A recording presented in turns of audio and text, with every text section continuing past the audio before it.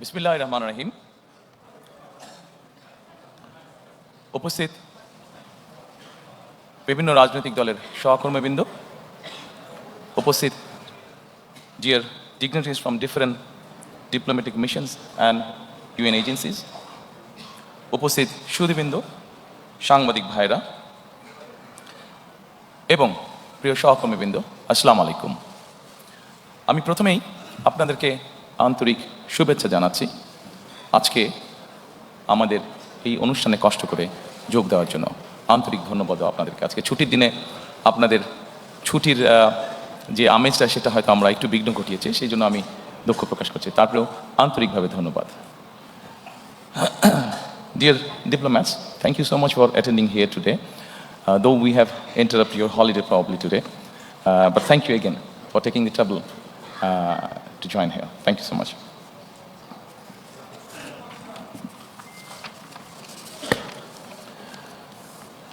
সম্মানিত উপস্থিতিবৃন্দ, আজকে থেকে ৪৭ বছর আগে দেশ এবং জনগণের প্রয়োজনে বাংলাদেশ জাতীয়তাবাদী দলের জন্ম হয়েছিল। প্রতিষ্ঠার পর থেকে আজ পর্যন্ত বিএনপি তার আদর্শ থেকে বিচ্যুত হয়নি, চেষ্টা করেছে সবসময় তার যে আদর্শ সেটার ভেতরে থাকার জন্য। বিএনপির প্রতিষ্ঠাতা স্বাধীনতার ঘোষক শহীদ রাষ্ট্রপতি জিয়াউর রহমান দেশ পরিচালনার দায়িত্ব নিয়ে দেশের স্বাধীনতা সার্বভৌমত্বকে সুদৃঢ় করার চেষ্টা করেছিলেন। তিনি দেশে বহুদলীয় গণতন্ত্র করেছিলেন প্রতিষ্ঠিত, দেশে বাক এবং ব্যক্তি স্বাধীনতা ফিরিয়ে দিয়েছিলেন। একটি দুর্নাম ছিল স্বাধীনতার পরবর্তীতে তলাবিহীন ঝুড়ি বাংলাদেশের। সেই দুর্নাম থেকে মুক্ত করে দেশকে একটি স্বনির্ভর রাষ্ট্রে পরিণত করেছিলেন শহীদ রাষ্ট্রপতি জিয়াউর রহমান। তার শাহাদাত বরণের পরে দেশে আবারও স্বৈরাচারের শাসন প্রতিষ্ঠিত হয়েছিল। দেশনেত্রী বেগম খালেদা জিয়ার আপসহীন সংগ্রামের মাধ্যমে দেশ স্বৈরাচার মুক্ত হয়েছিল। জনগণের রায় বেগম খালেদা জিয়া রাষ্ট্র পরিচালনার দায়িত্ব পাওয়ার পরে দেশে গণতন্ত্রকে প্রাতিষ্ঠানিক রূপ দিয়েছিলেন, দেশে প্রতিষ্ঠিত করেছিলেন সংসদীয় গণতন্ত্র। নারী শিক্ষার প্রসার ঘটানোর জন্য দেশে নারীদেরকে দ্বাদশ শ্রেণী পর্যন্ত বিনা বেতনে শিক্ষার সুযোগ করে দিয়েছিলেন। দেশনেত্রী বেগম খালেদা জিয়ার নেতৃত্বে 2001 সালে তৃতীয়বারের মতন রাষ্ট্র পরিচালনার দায়িত্ব পেলে বেগম খালেদা জিয়া অর্থনীতিকে বাংলাদেশকে এশিয়ার এমার্জিং টাইগারে পরিণত করেছিলেন।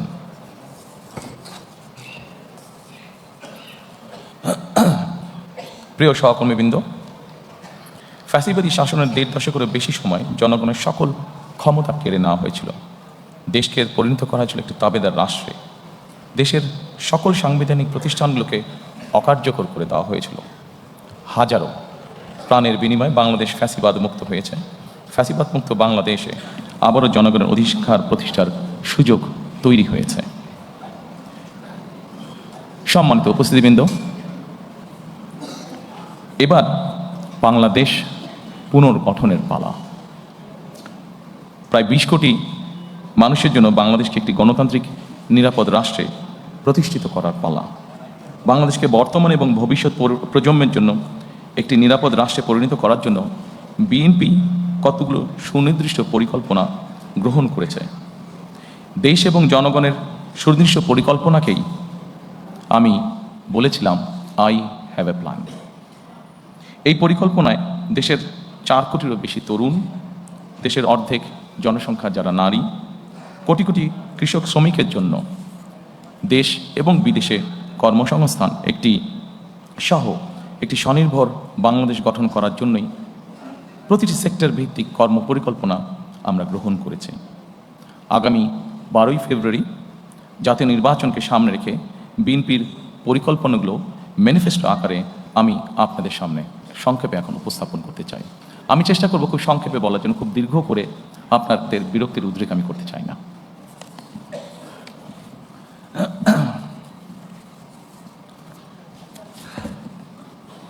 Dear friends of Diplomatic Corps, probably I'll be explaining the whole manifesto in my own language, Bangla, but I'm sure you have found that in the folder which you're holding, there's a copy in English, so it will be easy for you to understand what we'll be saying in Bangla.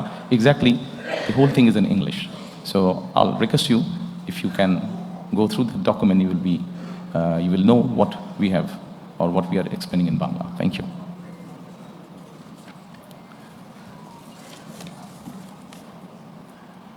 সম্মানিত উপস্থিতিবৃন্দ, আমাদের সামগ্রিক পরিকল্পনাটিকে আমরা একটু ভাগ করেছি। মোটামুটি আপনাদের সামনে স্ক্রিন যেটা আছে, দুপাশে স্ক্রিন আপনারা যদি দেখুন, এই স্ক্রিনে আমরা 5টা স্তম্ভের মধ্যে বা 5টা ভাগে আমরা ভাগ করেছি। এবং এই 5টা ভাগকে যদি আমরা দেখি, এর ভেতরে আমরা বাকি জিনিসগুলোকে নিয়ে আসার চেষ্টা করেছি। আমাদের কাছে যতটুকু মনে হয়েছে কোনটা কোথায় সামঞ্জস্যপূর্ণ, সেভাবে আমরা সেই ডিপার্টমেন্টের মধ্যে সেগুলোকে আমরা ইনসার্ট করেছি। প্রথমেই আমরা যেটি বলেছি রাষ্ট্র ব্যবস্থার সংস্কার, দ্বিতীয়ত আমরা বলেছি বৈষম্যহীন আর্থসামাজিক উন্নয়ন ও টেকসই রাষ্ট্রীয় সক্ষমতা অর্জন, তৃতীয়ত আমরা বলেছি ভঙ্গুর অর্থনীতির পুনর্গঠন ও পুনরুদ্ধার, চতুর্থত আমরা বলেছি অঞ্চল ভিত্তিক সুষম উন্নয়ন, এবং পঞ্চম বা শেষ যেটি ধর্ম, সমাজ, ক্রীড়া, সংস্কৃতি ও সংহতি বিষয়ক যে বিষয়গুলো আছে। এখন আমরা প্রথমেই চলে আসি রাষ্ট্র ব্যবস্থার সংস্কার। সম্মানিত উপস্থিতিবৃন্দ, রাষ্ট্র ব্যবস্থার যে সংস্কার, আমরা যারা বিভিন্নভাবে প্রতিদিন খবর রাখি দেশ জাতি সব কিছু দেখে আমরা এতটুকু বুঝেছি আমাদের রাষ্ট্রীয় ব্যবস্থার মধ্যে বেশ কিছু সংস্কারের প্রয়োজন আছে। আপনাদের কাছে যে ফোল্ডারটি আছে, এখানে আপনারা যদি দেখেন, এর ভেতরে কয়েকটি ভাগ আমরা করেছি: গণতন্ত্র ও জাতি গঠন, মুক্তিযুদ্ধ, অভ্যুত্থান, সাংবিধানিক সংস্কার, সুশাসন এবং স্থানীয় সরকার। আমি ডিটেইল আলোচনায় যাব না, আমি প্রথমেই শুরু করতে চাই গণতন্ত্র ও জাতি গঠন। গণতন্ত্র এবং জাতি গঠনে যদি আমরা দেখি, প্রথমেই আমরা একটি কথা সেখানে লিখেছি।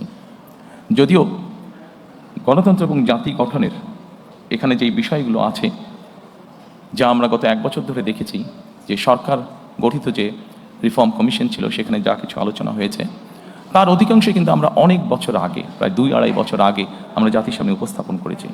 তবে আমরা এখানে নিয়ে এসেছি প্রথমেই 31 দফা বা জুলাই সনদের বাস্তবায়ন।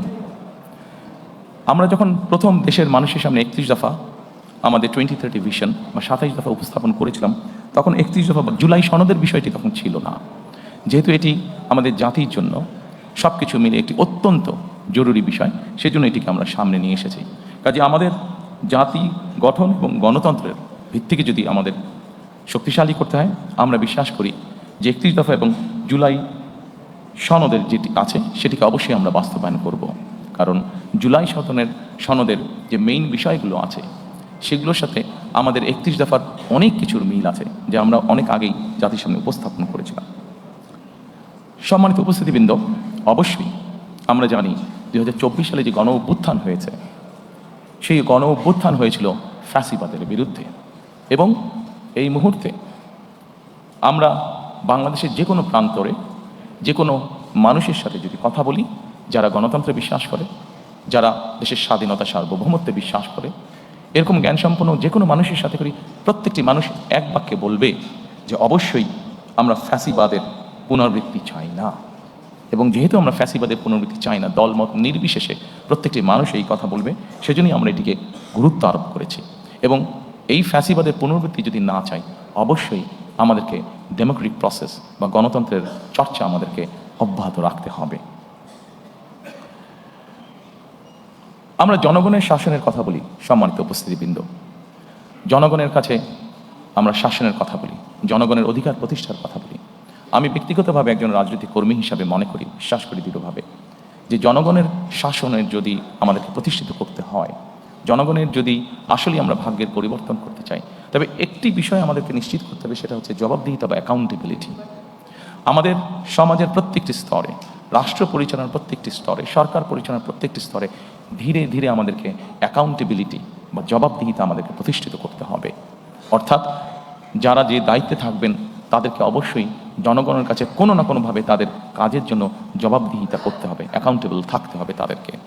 আমরা যদি বিগত 16-17 বছরে যা হয়েছে আমরা দেখেছি, খুব সহজে আমরা একটি কথা বলতে পারবো, যেহেতু ভোটই ছিল না, দেশের নির্বাচন ব্যবস্থাই ছিল না, ফলে জবাবদিহিতাও ছিল না, এবং জবাবদিহিতা ছিল না বলেই আমরা অপশাসন দেখেছি, জবাবদিহিতা ছিল না বলেই আমরা দুর্নীতি দেখেছি ট্রিমেন্ডাস হারে।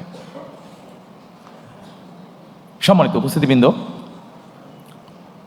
আমাদেরকে জবাবদিহিতা যদি নিশ্চিত করতে হয়, গণতন্ত্রকে যদি নিশ্চিত করতে হবে, তবে অবশ্যই আরেকটি বিষয় আমাদেরকে নিশ্চিত করতে হবে, যেটি বিএনপির একটি ট্র্যাডিশন, যেটি বিএনপি যখনই রাষ্ট্র পরিচালনার সুযোগ পেয়েছে সবসময় বিএনপি চেষ্টা করেছে এই প্র্যাকটিসটিকে অব্যাহত রাখতে।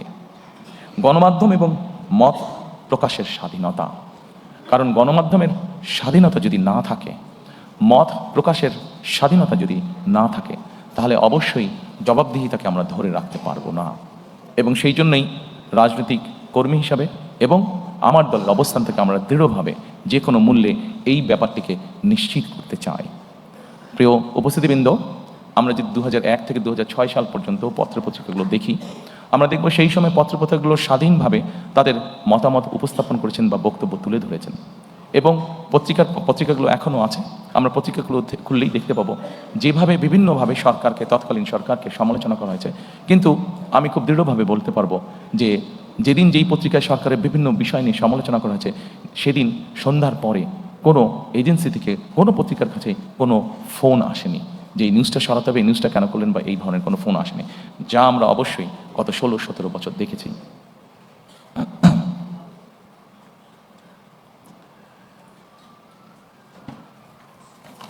সম্মানিত উপস্থিতিবৃন্দ, এরপরে আমি মুক্তিযুদ্ধ এবং গণ অভ্যুত্থান, আমাদের রাষ্ট্র ব্যবস্থার দ্বিতীয় যেই স্তম্ভটি বা গুরুত্বপূর্ণ বিষয়, আমি সেখানে যেতে চাইছি। মুক্তিযুদ্ধ এবং গণ অভ্যুত্থান অত্যন্ত দুঃখজনক হলেও আমরা দেখেছি গত 16 বছর আমাদের জাতির যে গর্ব, যেটি নিয়ে আমরা যতদিন এই দেশটিকে থাকবে আমরা ততদিন যা নিয়ে গর্ব করব তা হচ্ছে আমাদের দেশের স্বাধীনতা বা মুক্তিযুদ্ধ। আমরা দেখেছি কিভাবে এই মুক্তিযুদ্ধটিকে একটি পরিবার বা একটি দলের সম্পত্তিতে পরিণত করার চেষ্টা করা হয়েছে। সম্মানিত উপস্থিতিবৃন্দ, আমরা মনে করি নিরপেক্ষভাবে মুক্তিযুদ্ধের স্মৃতি সংরক্ষণ করা এটি একটি জাতীয় দায়িত্ব, এবং আমরা সকলেরকে সাথে নিয়ে, সকলের পরামর্শক্রমে, উপদেশক্রমে আগামীতে এই বিষয়টিকে আমরা উপস্থাপন করতে চাই নিরপেক্ষভাবে জাতির সামনে। এরপরে আরেকটি গুরুত্বপূর্ণ বিষয়ের দিকে আমরা নজর দিতে চাই।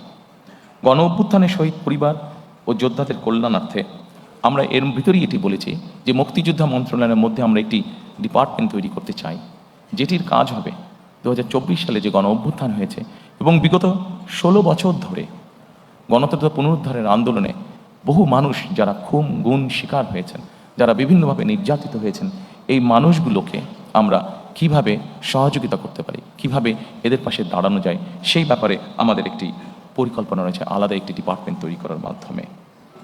সম্মানিত উপস্থিতিবৃন্দ, আন্দোলনের সময় যারা শহীদ হয়েছেন আমাদের একটি পরিকল্পনা রয়েছে, সেই শহীদরা তাদের বিভিন্ন এলাকা আছে, যারা যেই এলাকার স্বাভাবিকভাবে দেশ সামনের দিকে এগিয়ে নিয়ে যাবে। মানুষের প্রয়োজনে আমরা হাসপাতাল তৈরি করব, দেশের ভবিষ্যৎ প্রজন্মদের শিক্ষার জন্য আমরা শিক্ষা প্রতিষ্ঠান তৈরি করব ইনশাআল্লাহ। আমরা মানুষের যোগাযোগ ব্যবস্থা উন্নয়নের জন্য আমরা যোগাযোগ ব্যবস্থাকে উন্নয়ন করব ব্রিজ, রাস্তাঘাট, বড় রাস্তাঘাট নির্মাণের মাধ্যমে। আমরা সিদ্ধান্ত গ্রহণ করেছি যে এই শহীদরা যাতে যুগের পর যুগ তারা হারিয়ে না যায়, বরং তারা যাতে মানুষের সামনে থাকতে পারে, সেজন্য এই সকল রাষ্ট্রীয় প্রতিষ্ঠান যেগুলো হবে সেগুলো আমরা সেই এলাকার যারা গুম খুন শহীদ হয়েছেন তাদের নামে আমরা নামকরণ করব। সম্মানিত উপস্থিতিবৃন্দ, বাংলাদেশ জাতীয়তাবাদী দল বিএনপি একমাত্র একটি দল যারা 1971 এবং 24-90 দেশের স্বাধীনতা, দেশের গণ অভ্যুত্থান, দেশের গণতন্ত্রের পুনরুদ্ধারের আন্দোলন প্রত্যেকটিকে বিএনপি একমাত্র রাজনৈতিক দল যারা ধারণ করে বা করতে পারে। সম্মানিত উপস্থিতিবৃন্দ, গণ অভ্যুত্থান ও ফ্যাসিবাদী আন্দোলনে শহীদদের অবশ্যই সার্বিক সহায়তা প্রদান আমাদের অন্যতম লক্ষ্য, যা এরই ভিতরে আমি আপনাদের সামনে উপস্থাপন করেছি। এরপরে আমি আপনাদেরকে অনুরোধ করব সাংবিধানিক সংস্কারের বিষয়টার দিকে যদি আপনারা নজর দেন। একটু স্ক্রিনে সাংবিধানিক সংস্কার, রাষ্ট্র ব্যবস্থার, জি এখানে অনেকগুলো বিষয় আছে। আমি সবগুলো বিষয়ে আলোচনা করবো না, সেটি দীর্ঘ আলোচনা হবে, আপনাদের বিরক্তির উদ্যোগ হতে পারে। যেহেতু আমরা মোটামুটি ডিটেইলটা ফোল্ডের মধ্যে বাংলা এবং ইংরেজিতে দিয়ে দিয়েছি, আমি সেই জন্য অতটা সময় আপনাদের নষ্ট করতে চাই না। আমি দুই একটি বিষয় এখানে আলাপ করতে চাই। অবশ্যই শহীদ রাষ্ট্রপতি জিয়া রহমান যখন দেশ পরিচালনার দায়িত্ব পান, যেহেতু আমাদের দেশের অধিকাংশ মানুষ মুসলমান, আমরা সংবিধানে সেই জন্য বিসমিল্লাহির রহমানির রহিম এবং আল্লাহর উপরে, সর্বশক্তিমান আল্লাহর প্রতি পূর্ণ আস্থা ও বিশ্বাস, এই কথাটি সংযোজন করেছিলেন। দুর্ভাগ্যবশত আমরা দেখেছি স্বৈরাচারের সময় সর্বশক্তিমান আল্লাহর প্রতি পূর্ণ আস্থা ও বিশ্বাস, এই কথাটিকে সরিয়ে দেওয়া হয়েছে। ইনশাআল্লাহ 12 তারিখের নির্বাচনে বাংলাদেশের জনগণের সমর্থনে বিএনপি সরকার গঠনে সক্ষম হলে আমরা সংবিধানে সর্বশক্তিমান আল্লাহর প্রতি পূর্ণ আস্থা ও বিশ্বাস, এই রাষ্ট্র পরিচালনার মূলনীতি হিসাবে আমরা সংবিধানে এটিকে পুনঃস্থাপন করতে চাই।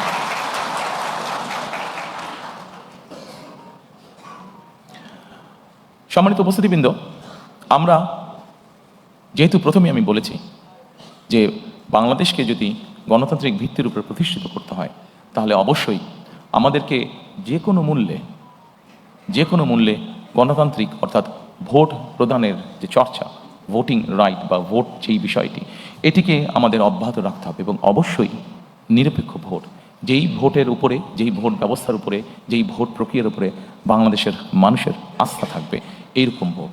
এবং বাংলাদেশের মানুষের মনে করার কারণ আছে এরকম একটি নির্বাচন, কারণ অতীতে আমরা দেখেছি 91 সাল, 96 সাল, 2001 সাল যদি আমরা বিবেচনা করি, বাংলাদেশের মানুষ দৃঢ়ভাবে বিশ্বাস করে যে একটি নিরপেক্ষ নির্বাচনের নিশ্চয়তা একমাত্র একটি অরাজনৈতিক সরকার অর্থাৎ তত্ত্বাবধায়ক সরকার বা কেয়ারটেকার সরকারই এনশিওর করতে পারে।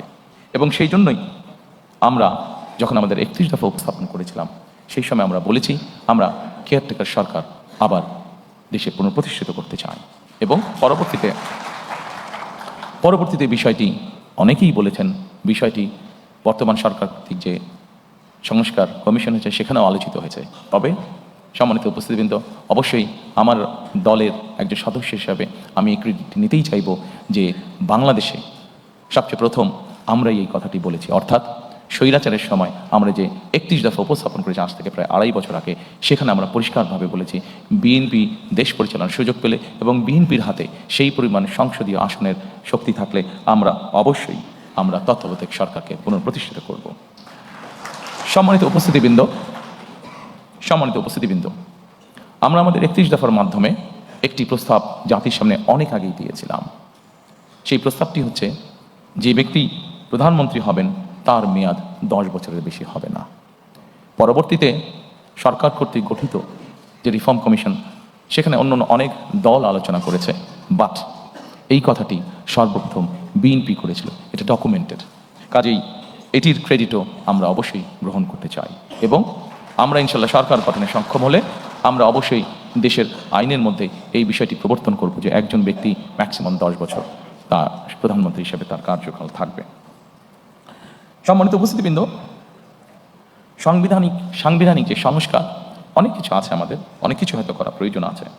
তারপরেও একটি বিষয় নিয়ে সুশীল সমাজের মধ্যে, সাংবাদিক নেতৃবৃন্দের মধ্যে সহ বিভিন্ন জায়গায় আলোচনা ছিল অনেক সময়, সেটি হচ্ছে সংবিধানের 70 অনুচ্ছেদ। এটি নিয়ে অনেক তর্ক বিতর্ক, ডিবেট, অনেক কিছু ছিল। 31 দফা যেদিন আমরা উপস্থাপন করি 22শে জুলাই, আমরা সেই 31 দফার মধ্যে বলেছিলাম যে অবশ্যই আমরা এই 70 অনুচ্ছেদ বিষয়টিকে আমরা ধীরে ধীরে পর্যায়ক্রমিকভাবে আমরা একটি অবস্থানে নিয়ে আসতে চাই। দু একটি বিষয় ছাড়া এইটি সম্পূর্ণভাবে ধীরে ধীরে আমরা ওপেন করে দিতে চাই। সম্মানিত উপস্থিতিবৃন্দ, আমরা সকল সময় মনে করি, বাংলাদেশ জাতীয়তাবাদী দল মনে করে, আমরা আমাদের 31 দফার মাধ্যমে সেটি উপস্থাপন করেছি, আমরা বিভিন্ন সময় আমাদের বিভিন্ন বক্তব্য সেটা উপস্থাপন করেছি। আমরা মনে করি আমরা যারা প্রতিদিনকার রাজনীতি করি, এই যে সংসদে 300 আসন, এই 300 আসনে যারা সদস্য নির্বাচিত হবেন, তারা প্রতিদিনকার রাজনীতি করছেন। কিন্তু এই প্রতিদিনকার রাজনীতির বাইরেও সমাজে অনেক মানুষ আছেন, চিকিৎসক হতে পারেন, লয়ার হতে পারেন, সাংবাদিক হতে পারেন, সিভিল সোসাইটির বিভিন্ন পর্যায়ের মেম্বার হতে পারেন, যাদেরও দেশের সম্পর্কে বা দেশ গঠন সম্পর্কে তাদের মূল্যবান মতামত বা উপদেশ অবশ্যই থাকতে পারে। কন্ট্রিবিউট করার মতন তাদেরও, দেশ গঠনে কন্ট্রিবিউট করার মতন তাদেরও অবস্থান অবশ্যই থাকতে পারে। আমরা সেই জন্যই চেয়েছি যে এই মানুষগুলোর মধ্যে থেকেও যারা চান তাদেরকে আমরা দেশ পুনর্গঠন বা রাষ্ট্র পুনর্গঠন প্রসেসের মধ্যে ইনভলভ করার জন্য, এবং সেজন্যই আমরা যখন প্রথম 31 দফা উপস্থাপন করেছি সেই সময় অন্য আর কোনো দল বলার আগে আমরা সেই সময় বলেছিলাম যে দেশে আমরা উচ্চ কক্ষ, সংসদে উচ্চ কক্ষ প্রবর্তন করতে চাই। আমরা চাই বাংলাদেশে সমাজের সকল শ্রেণী পেশা, শুধু রাজনীতিবিদ নয়, রাজনীতিবিদদের বাইরেও যে সকল ব্যক্তি আছেন যারা কন্ট্রিবিউট করতে পারেন, সকলের মতামতের ভিত্তিতে, সকলের পরামর্শের ভিত্তিতে আমরা ধীরে ধীরে দেশকে সামনের দিকে পুনর্গঠন করতে চাই। সম্মানিত উপস্থিতিবৃন্দ, এই সাংবিধানিক সংস্কার প্রক্রিয়ার মধ্যে আরও অনেকগুলো পয়েন্ট আছে যা আপনারা দেখতে পাচ্ছেন, তবে আমি মনে করি সকল পয়েন্টগুলো এখানে হয়তো আলোচনা করলে অনেক দীর্ঘ সময় লাগবে। আমি সব কিছু হয়তো আজকে এখানে আলোচনা করছি না। এরপরে আমি আপনাদেরকে আমন্ত্রণ জানাবো সুশাসন। আমাদের রাষ্ট্র ব্যবস্থার সংস্কারের মধ্যে আরেকটি চ্যাপ্টার আছে, সেটি হচ্ছে সুশাসন। সম্মানিত উপস্থিতিবৃন্দ, আমরা যত পরিকল্পনাই গ্রহণ করি না কেন, সকল পরিকল্পনা যদি আমাদের বাস্তবায়ন করতে হয়, যে কোনো প্ল্যান আমরা গ্রহণ করি, এটাকে যদি ইমপ্লিমেন্ট করতে হয়, তাহলে অবশ্যই সুশাসন বলতে যা বোঝায় বা রুল অফ ল বলতে যা বোঝায় সেটি আমাদেরকে যে কোনো মূল্যে বাস্তবায়ন করতে হবে। একটি সরকার যদি সুশাসন দিতে না পারে তাহলে তার কোনো পরিকল্পনা যেমন বাস্তবায়ন হবে না, জনগণেরও কোনো লাভ হবে না। এবং সেজন্যই সুশাসনের মধ্যে একটি অন্যতম বিষয় হচ্ছে দুর্নীতির দমন বা দুর্নীতির যে করাল গ্লাস, দুর্নীতির যে প্রভাব, যে বিস্তার আমরা গত 2 যুগ ধরে প্রায় দেখেছি, সেই বিস্তারকে যে কোনো মূল্যে রোধ করা। সম্মানিত উপস্থিতিবৃন্দ, বিএনপি একটি রাজনৈতিক দল যারা 2001 সালে বাংলাদেশের জনগণের ম্যান্ডেট নিয়ে সরকার পরিচালনার দায়িত্ব পায়। আমরা যখন পরিচালনার দায়িত্ব পাই তখন আমরা একটি খুব কষ্টকর একটি বোঝা আমরা ইনহেরিট করি। কি সেই বোঝাটি? সেটি হচ্ছে দুর্নীতি। 2001 সালে বাংলাদেশকে আন্তর্জাতিক সংস্থা দুর্নীতিতে চ্যাম্পিয়ন ঘোষণা করেছিল। আমরা যদি আন্তর্জাতিক ফ্যাক্টস ফিগারগুলো তারপর থেকে দেখি, 2001 সালের পর থেকে দেখি, বিএনপি খুব স্বাভাবিকভাবে এটি আমরা ইনহেরিট করেছিলাম, এই আনওয়ান্টেড যে লাইবিলিটিটা বা আনওয়ান্টেড যে বোঝাটা, এটা যেটা আমরা ইনহেরিট করেছিলাম। এবং তারপরে আমরা যদি খেয়াল করি, ফ্যাক্টস ফিগার যা বলে, বেগম খালেদা জিয়া সরকার পরিচালনা করার পর থেকে খুব কঠোর ছিলেন এই বিষয়ে, খুব কঠোর ছিলেন এই বিষয়ে। এবং তার কঠোরতার ফলেই আমরা যদি স্ট্যাটিস্টিকগুলো দেখি তাহলে আমরা দেখব ধীরে ধীরে ধীরে ধীরে বাংলাদেশ দুর্নীতিতে আস্তে আস্তে এইটাতে ডেভেলপ করতে থাকে। এবং 2006 সালে যখন আমরা তত্ত্বাবধায়ক সরকারের কাছে ক্ষমতা হস্তান্তর করি, বাংলাদেশ দুর্নীতিতে যে চ্যাম্পিয়ন, এই অপবাদ থেকে বেরিয়ে এসেছিল বাংলাদেশ 2006 সালে। আমি যেই স্কোরিংগুলো হয়েছে এই ফোল্ডারে আপনাদের কাছে যেটা আছে, সেই ফোল্ডারের মধ্যে স্কোরিংগুলো সব দেওয়া আছে, আমি ইন ডিটেইলে গেলাম না। তবে সম্মানিত উপস্থিতিবৃন্দ, বাংলাদেশে বিএনপি সরকারই প্রমাণ করেছে একমাত্র যে তারা এই বিষয়টিকে কিভাবে নিয়ন্ত্রণ করতে হয় সেটি তারা জানে, এবং সেই কমিটমেন্টও আমাদের আছে। কাজেই ইনশাআল্লাহ দেশে সুশাসন প্রতিষ্ঠার জন্য আগামী 12 তারিখের নির্বাচনে আমরা বাংলাদেশের মানুষের সমর্থনে ইনশাআল্লাহ সরকার গঠনে সক্ষম হলে অবশ্যই আমাদের অন্যতম প্রধান লক্ষ্য থাকবে যে কোনো মূল্যে সুশাসন নিশ্চিত করা। এর ভিতরে অবশ্যই আরেকটি গুরুত্বপূর্ণ বিষয় আছে। আপনারা যদি এই পেজের সুশাসন, এই পেজটির একদম নিচে চলে যান, সেটি হচ্ছে ন্যায়পাল নিয়োগ, যেটি আমাদের অন্যতম লক্ষ্য, ন্যায়পাল নিয়োগ করা, যার মাধ্যমে আমরা আমাদের সুশাসনকে নিশ্চিত করার এক ধাপ এগিয়ে যাব।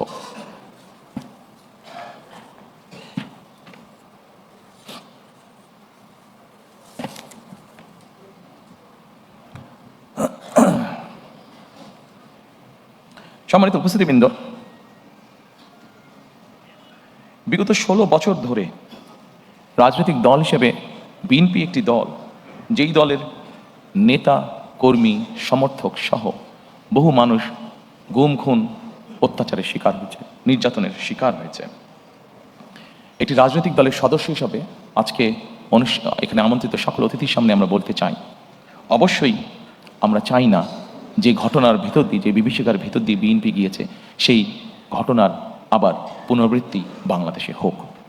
কারণ এই ঘটনার যদি পুনরাবৃত্তি হয় তাহলে কোনোভাবেই শান্তি প্রতিষ্ঠিত করা সম্ভব না। আমরা ক্ষতিগ্রস্ত হয়েছি, আমাদের নেতাকর্মীরা পঙ্গুত্ব বরণ করেছে, সহায় সম্পত্তি হারিয়েছে, কিন্তু প্রতিশোধ কখনো শান্তি এনে দিতে পারে না, প্রতিশোধ কখনোই ভালো কিছু এনে দিতে পারে না। এবং সেজন্যই আমরা মনে করি সর্বস্তরে যত দ্রুত সম্ভব দ্রুততার সাথে সর্বস্তরে আইনের শাসন প্রতিষ্ঠিত করাই একমাত্র এই দেশ এবং জাতিকে রক্ষা করতে পারে।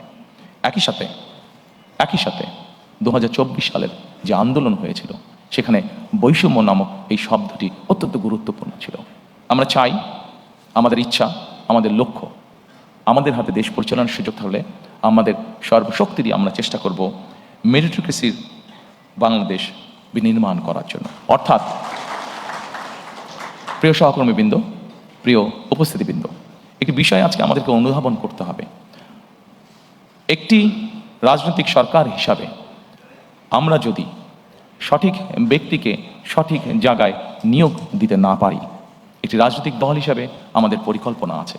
আমরা এমন কোনো ব্যক্তিকে যদি এমন কোনো জায়গায় নিয়োগ দিই যার যোগ্যতা তার নেই, তাহলে সবচেয়ে আগে ক্ষতিগ্রস্ত হবে আমার সেই রাজনৈতিক সরকার, কারণ আমার পরিকল্পনা বাস্তবায়নের যোগ্যতাই তার নেই।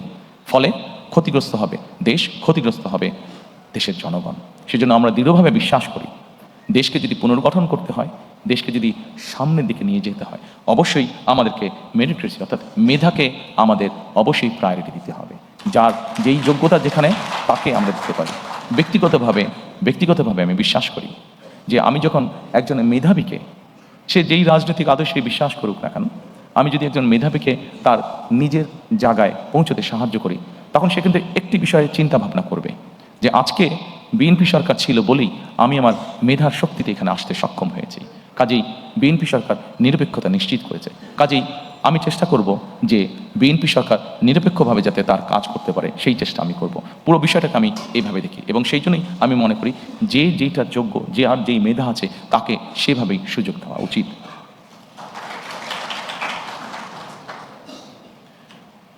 সম্মানিত উপস্থিতিবৃন্দ, একজন রাজনৈতিক কর্মী হিসাবে আমি নিজের অভিজ্ঞতা থেকে বলতে পারি যে বিচার বিভাগকে কিভাবে নিয়ন্ত্রণ করা হয়েছিল বিগত স্বৈরাচারের সময়।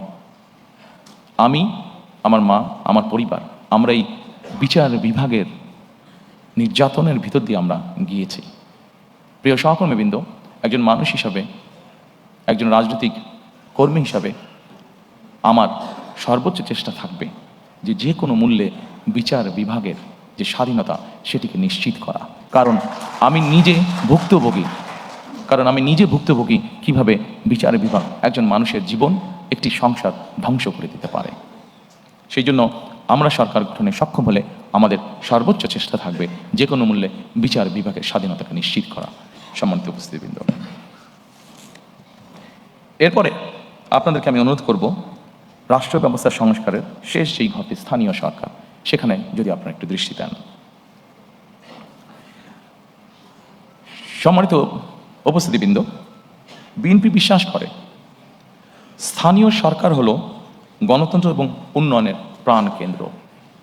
আমাদের এখানে অনেকেরই অভিজ্ঞতা আছে বিভিন্ন দেশ দেখার, বিশেষ করে ইউরোপের উন্নত দেশগুলো দেখার। আমি নিজেও অনেকদিন ইউকেতে থাকতে বাধ্য হয়েছি। আমি সেখানে যতটুকু দেখেছি, আমার যতটুকু অভিজ্ঞতা হয়েছে, যে স্থানীয় সরকার বলতে যে এই সরকারটিকে বোঝায়, এটিকে যদি আমরা স্বাধীনভাবে কাজ করতে দিতে সক্ষম হই, এটিকে যদি আমরা একটি প্রাতিষ্ঠানিক রূপ হিসেবে ধীরে ধীরে গড়ে তুলতে পারি, তাহলে দেশের অনেক সমস্যার সমাধান করা স্থানীয়ভাবে সম্ভব হবে। দুঃখজনকভাবে হলেও আমাদের দেশের টেকনাফের একজন মানুষকে বা তেঁতুলের একজন মানুষকে অনেক সময় ঢাকায় আসতে হয় বিভিন্ন কাজে, ছোট্ট একটি কাজে হয়তো তাকে ঢাকায় আসতে হয়। কিন্তু আমরা যদি ধীরে ধীরে স্থানীয় সরকার এটিকে যদি আমরা ধীরে ধীরে শক্তিশালী করে গড়ে তুলতে পারি, তাহলে অবশ্যই এমনও পরিস্থিতি দাঁড়াবে যে কোনো একটি মানুষকে তার প্রয়োজনের জন্য, ছোটোখাটো প্রয়োজনের জন্য হয়তো ঢাকায় আসার প্রয়োজন হবে না, সে স্থানীয়ভাবেই তার সমস্যার সমাধান করতে পারবে।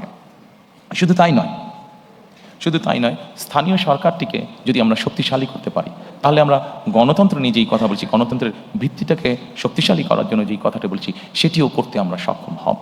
কারণ জবাবদিহিটা স্থানীয় পর্যায় থেকে তৈরি হবে। জবাবদিহিতা যখন স্থানীয় পর্যায় থেকে তৈরি হবে, মানুষের জীবনমান উন্নয়ন হতে তখন বাধ্য, দুর্নীতি কমে আসতে তখন বাধ্য। প্রকৃত উন্নয়ন বলতে যা বোঝায়, আইন শৃঙ্খলা বলতে যা বোঝায়, সকল কিছু তখন ধীরে ধীরে ভালোর দিকে এগোতে থাকবে। সেই জন্য সম্মানিত উপস্থিতিবৃন্দ, আমরা চাই স্থানীয় সরকারগুলোতে পর্যাপ্ত অর্থ প্রদান করা এবং সেটির মাধ্যমে জনগণের ক্ষমতাকে ধীরে ধীরে শক্তিশালী করা, ধীরে ধীরে প্রতিষ্ঠিত করা।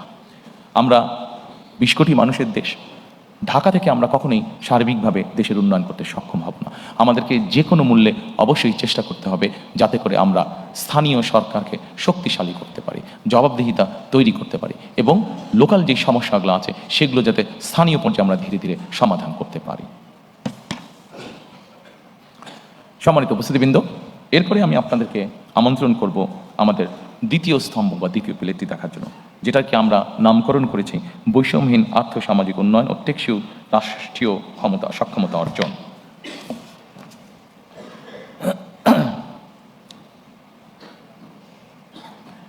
সম্মানিত উপস্থিতিবৃন্দ, বাংলাদেশে এটিকে আমরা বৈষম্যহীন আর্থসামাজিক উন্নয়ন টেকসই রাষ্ট্রীয় সক্ষমতা অর্জন, এটিকে আমরা কয়েক ভাগে আবার ভাগ করেছি। এখানে প্রথমে আছে সামাজিক সুরক্ষা, যেটি অবশ্যই প্রয়োজন। এটি শুধু বাংলাদেশের মতন দেশে না, এটা ইউরোপের যে কোনো ডেভেলপ যেগুলো ভালো দেশ, সেখানেও কিন্তু এই সামাজিক সুরক্ষা মানুষকে প্রদান করা হয়ে থাকে। এরপর আছে নারীর ক্ষমতায়ন। একটি দেশ, যেই দেশের অর্ধেক জনসংখ্যা হচ্ছে নারী, সেখানে নারীর ক্ষমতায়ন যদি আমরা নিশ্চিত করতে না পারি, আমরা যত বড় বড় কথাই বলি না কেন, কোনোটি কখনো সাকসেসফুল করা সম্ভব নয়। এরপরে আছে, এই ঘরের মধ্যে আছে কৃষি এবং খাদ্য, দুটো একইভাবে রিলেটেড। কৃষি যদি ভালো না হয়, খাদ্যের সরবরাহ যদি ঠিকভাবে না থাকে, স্বাভাবিকভাবে মানুষ অপুষ্টি সহ বিভিন্নভাবে আস্তে আস্তে পিছিয়ে যাবে। গুরুত্বপূর্ণ একটি বিষয় আছে কর্মসংস্থান এবং যুব উন্নয়ন। আমাদের 4-4.5 কোটি প্রায় ইয়াং মানুষ, এই মানুষদেরকে যদি আমরা কর্মসংস্থান বা উন্নয়নের দিকে নিয়ে যেতে না পারি, কোনোভাবেই সম্ভব না উন্নয়নকে ধরে রাখা। শিক্ষা, মানব সম্পদ, স্বাস্থ্যসেবা, প্রত্যেকটি আমাদের জানাতে অত্যন্ত গুরুত্বপূর্ণ। এরপরে একটি বিষয় আসছে প্রতিরক্ষা এবং পররাষ্ট্রনীতি। আমরা যখন ওই ঘরে যাব, আমি আপনাদের সাথে সংক্ষেপে এই বিষয়টি আমার মতামতটি আপনাদের সামনে তুলে ধরবো বা আমাদের পর্যালোচনা। এরপরে আছে আমাদের প্রায় 1.5 কোটি মানুষ প্রবাসে বাস করেন এবং তারা আমাদেরকে দেশ গঠনে বিভিন্নভাবে সহযোগিতা করেন। তাদেরকে নিয়ে আমাদের কি চিন্তা, সেটিও সংক্ষেপে আপনাদের সামনে তুলে ধরবো। এবং এরপরে আসছে পরিবেশ, পানি ও দুর্যোগ ব্যবস্থাপনা। আমরা যদি প্রথমে আসি, সম্মানিত উপস্থিতিবৃন্দ, সামাজিক সুরক্ষা। 4 কোটি, বাংলাদেশের 4 কোটি মানুষ, 4 কোটিরও বেশি মানুষ দারিদ্রতার ভিতরে বা চরম দারিদ্রতার ভিতরে বাস করছে। এর মধ্যে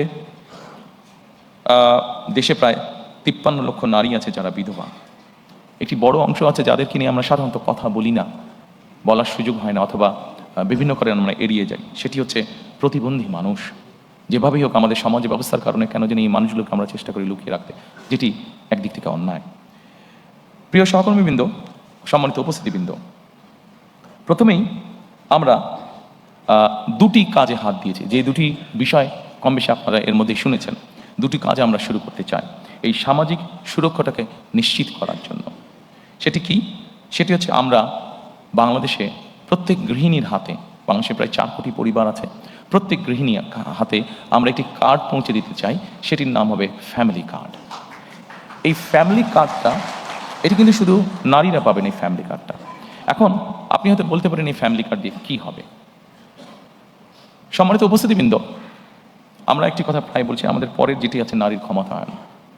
দেখুন, আমাদের দেশের নারীরা, অধিকাংশ নারী কী অবস্থায় থাকেন সামাজিক বা মানসিক বা পারিবারিকভাবে, আমি সেই দীর্ঘ আলোচনায় গেলাম না। আমরা সকলেই জানি ওনারা অনেক ডিপ্রাইভড অবস্থায় থাকেন, আন্ডার প্রিভিলেজ অবস্থায় ওনারা থাকেন।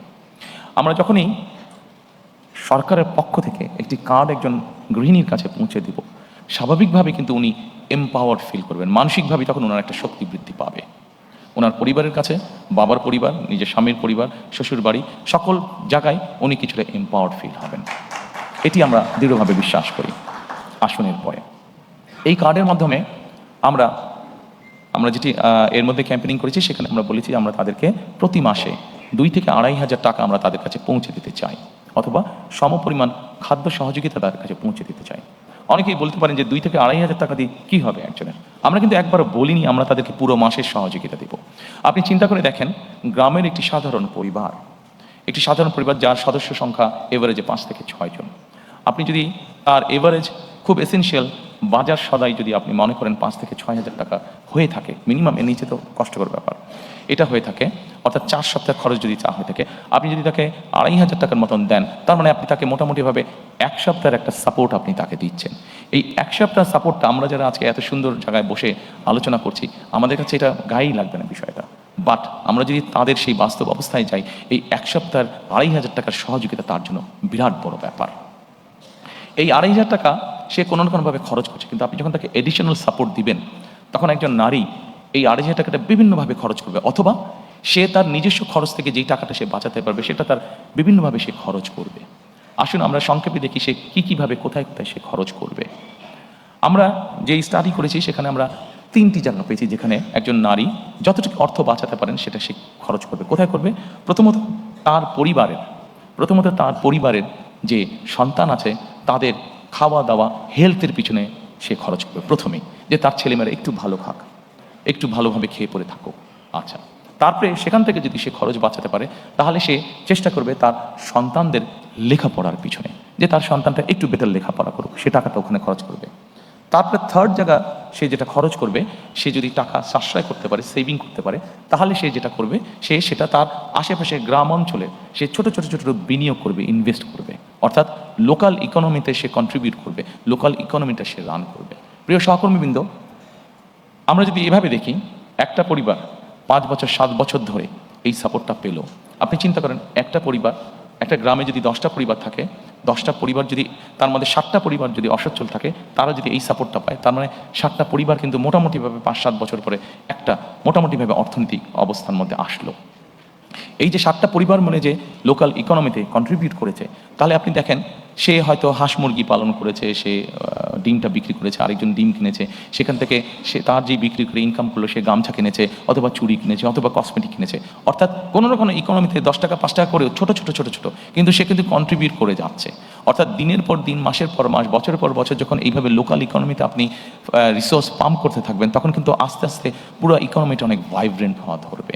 আপনি একটা গ্রামকে এইভাবে আপনি মোটামুটিভাবে একটা ভালো অবস্থানে নিয়ে আসলেন, আস্তে আস্তে ওই ইউনিয়নটা, আস্তে আস্তে উপজেলাটা, আস্তে আস্তে জেলাটা, আস্তে আস্তে বিভাগটা, আস্তে আস্তে সকল বিভাগ, অর্থাৎ 7 বছর পরে কিন্তু আপনি অনেক বেটার একটি চিত্র পাবেন। অন্তত আমাদের স্টাডি আমাদেরকে তাই বলছে। সেজন্যই আমরা মনে করি এই ফ্যামিলি কার্ডটা হতে পারে শুনতে খুব ছোট লাগছে, কিন্তু এটার লং টার্ম পজিটিভ এফেক্ট অনেক অনেক অনেক বড় হবে ইনশাআল্লাহ।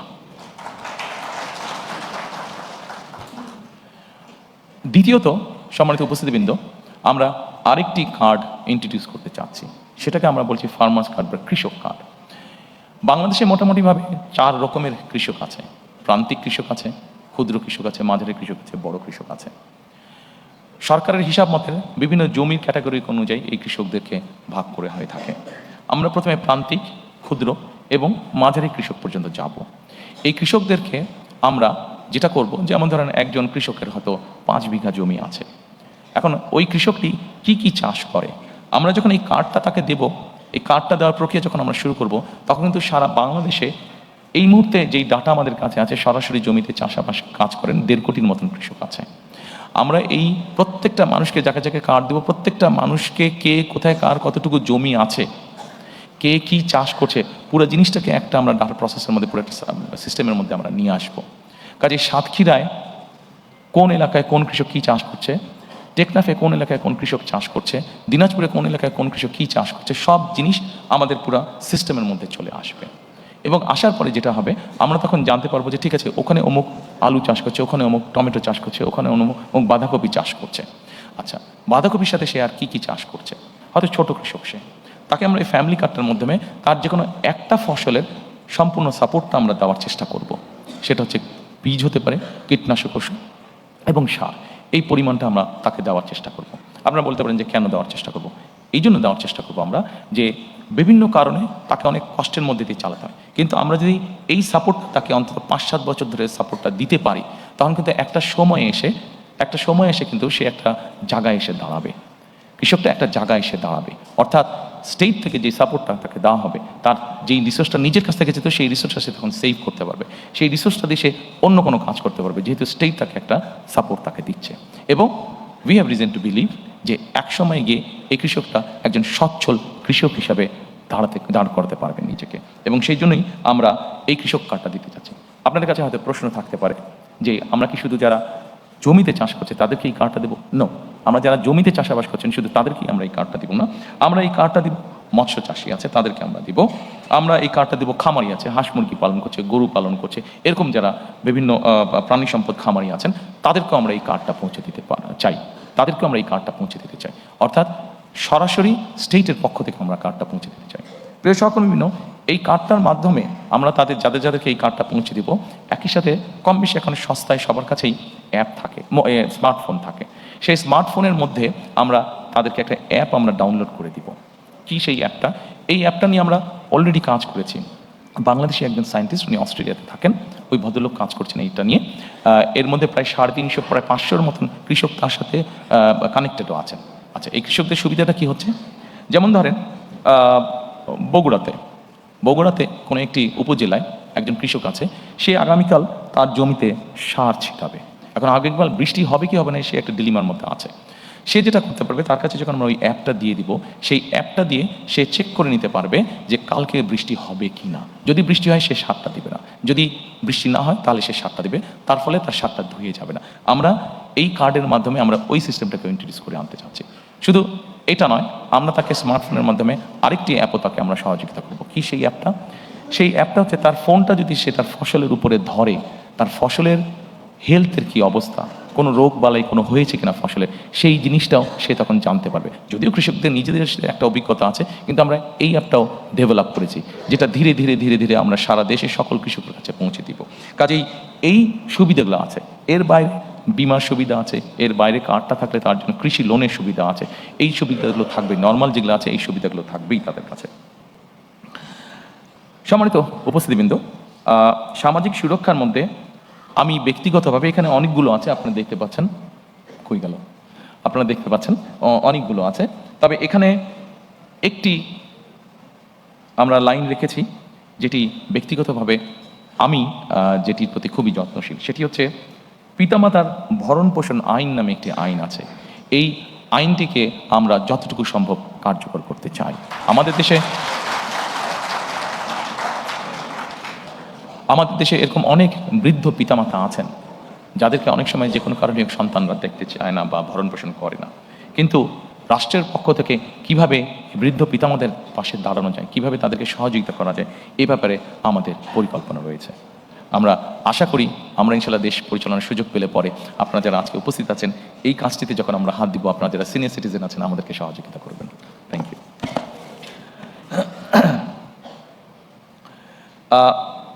এরপরে আমি আপনাদেরকে অনুরোধ করব, এই বৈষম্যহীন আর্থসামাজিক উন্নয়নের টেকসই রাষ্ট্রীয় সক্ষমতা অর্জনের এরপরে সেকেন্ড যেটি আছে আমাদের নারীর ক্ষমতায়ন। নারীর ক্ষমতায়নের ব্যাপারে এর আগেই বলেছি যে আমাদের যে ফ্যামিলি কার্ডটা, এটার মূল লক্ষ্য বা উদ্দেশ্যটা কি? মূল লক্ষ্য বা উদ্দেশ্য হচ্ছে, আমরা যদি জিনিসটাকে এইভাবে দেখি, এর আগে বেগম খালেদা জিয়া যতবার রাষ্ট্র পরিচালনা করেছেন আপনাদের সকলেরই ধারণা আছে যে নারীদের শিক্ষা ব্যবস্থা ক্লাস 1 থেকে 12 পর্যন্ত নারীদের শিক্ষা ব্যবস্থা উনি ফ্রি করেছিলেন। সম্মানিত উপস্থিতিবৃন্দ, আমাদের দেশে এখন যে কোনো স্কুল কলেজ যেখানেই যাই, আমরা যদি এনরোলমেন্ট দেখি আমরা দেখবো যে ছেলে মেয়ে সমান সমান, ক্ষেত্র বিশেষে মেয়েদের সংখ্যা বেশি বিভিন্ন স্কুল কলেজ সব কিছুতে। এখন শুধু শিক্ষা দিলে তো হবে না, আমি যেটা আগেই বলেছি, শিক্ষার পাশাপাশি তাদেরকে আমাদেরকে অর্থনৈতিকভাবে সামাজিকভাবে এই নারীদেরকে আমাদেরকে প্রতিষ্ঠিত করতে হবে।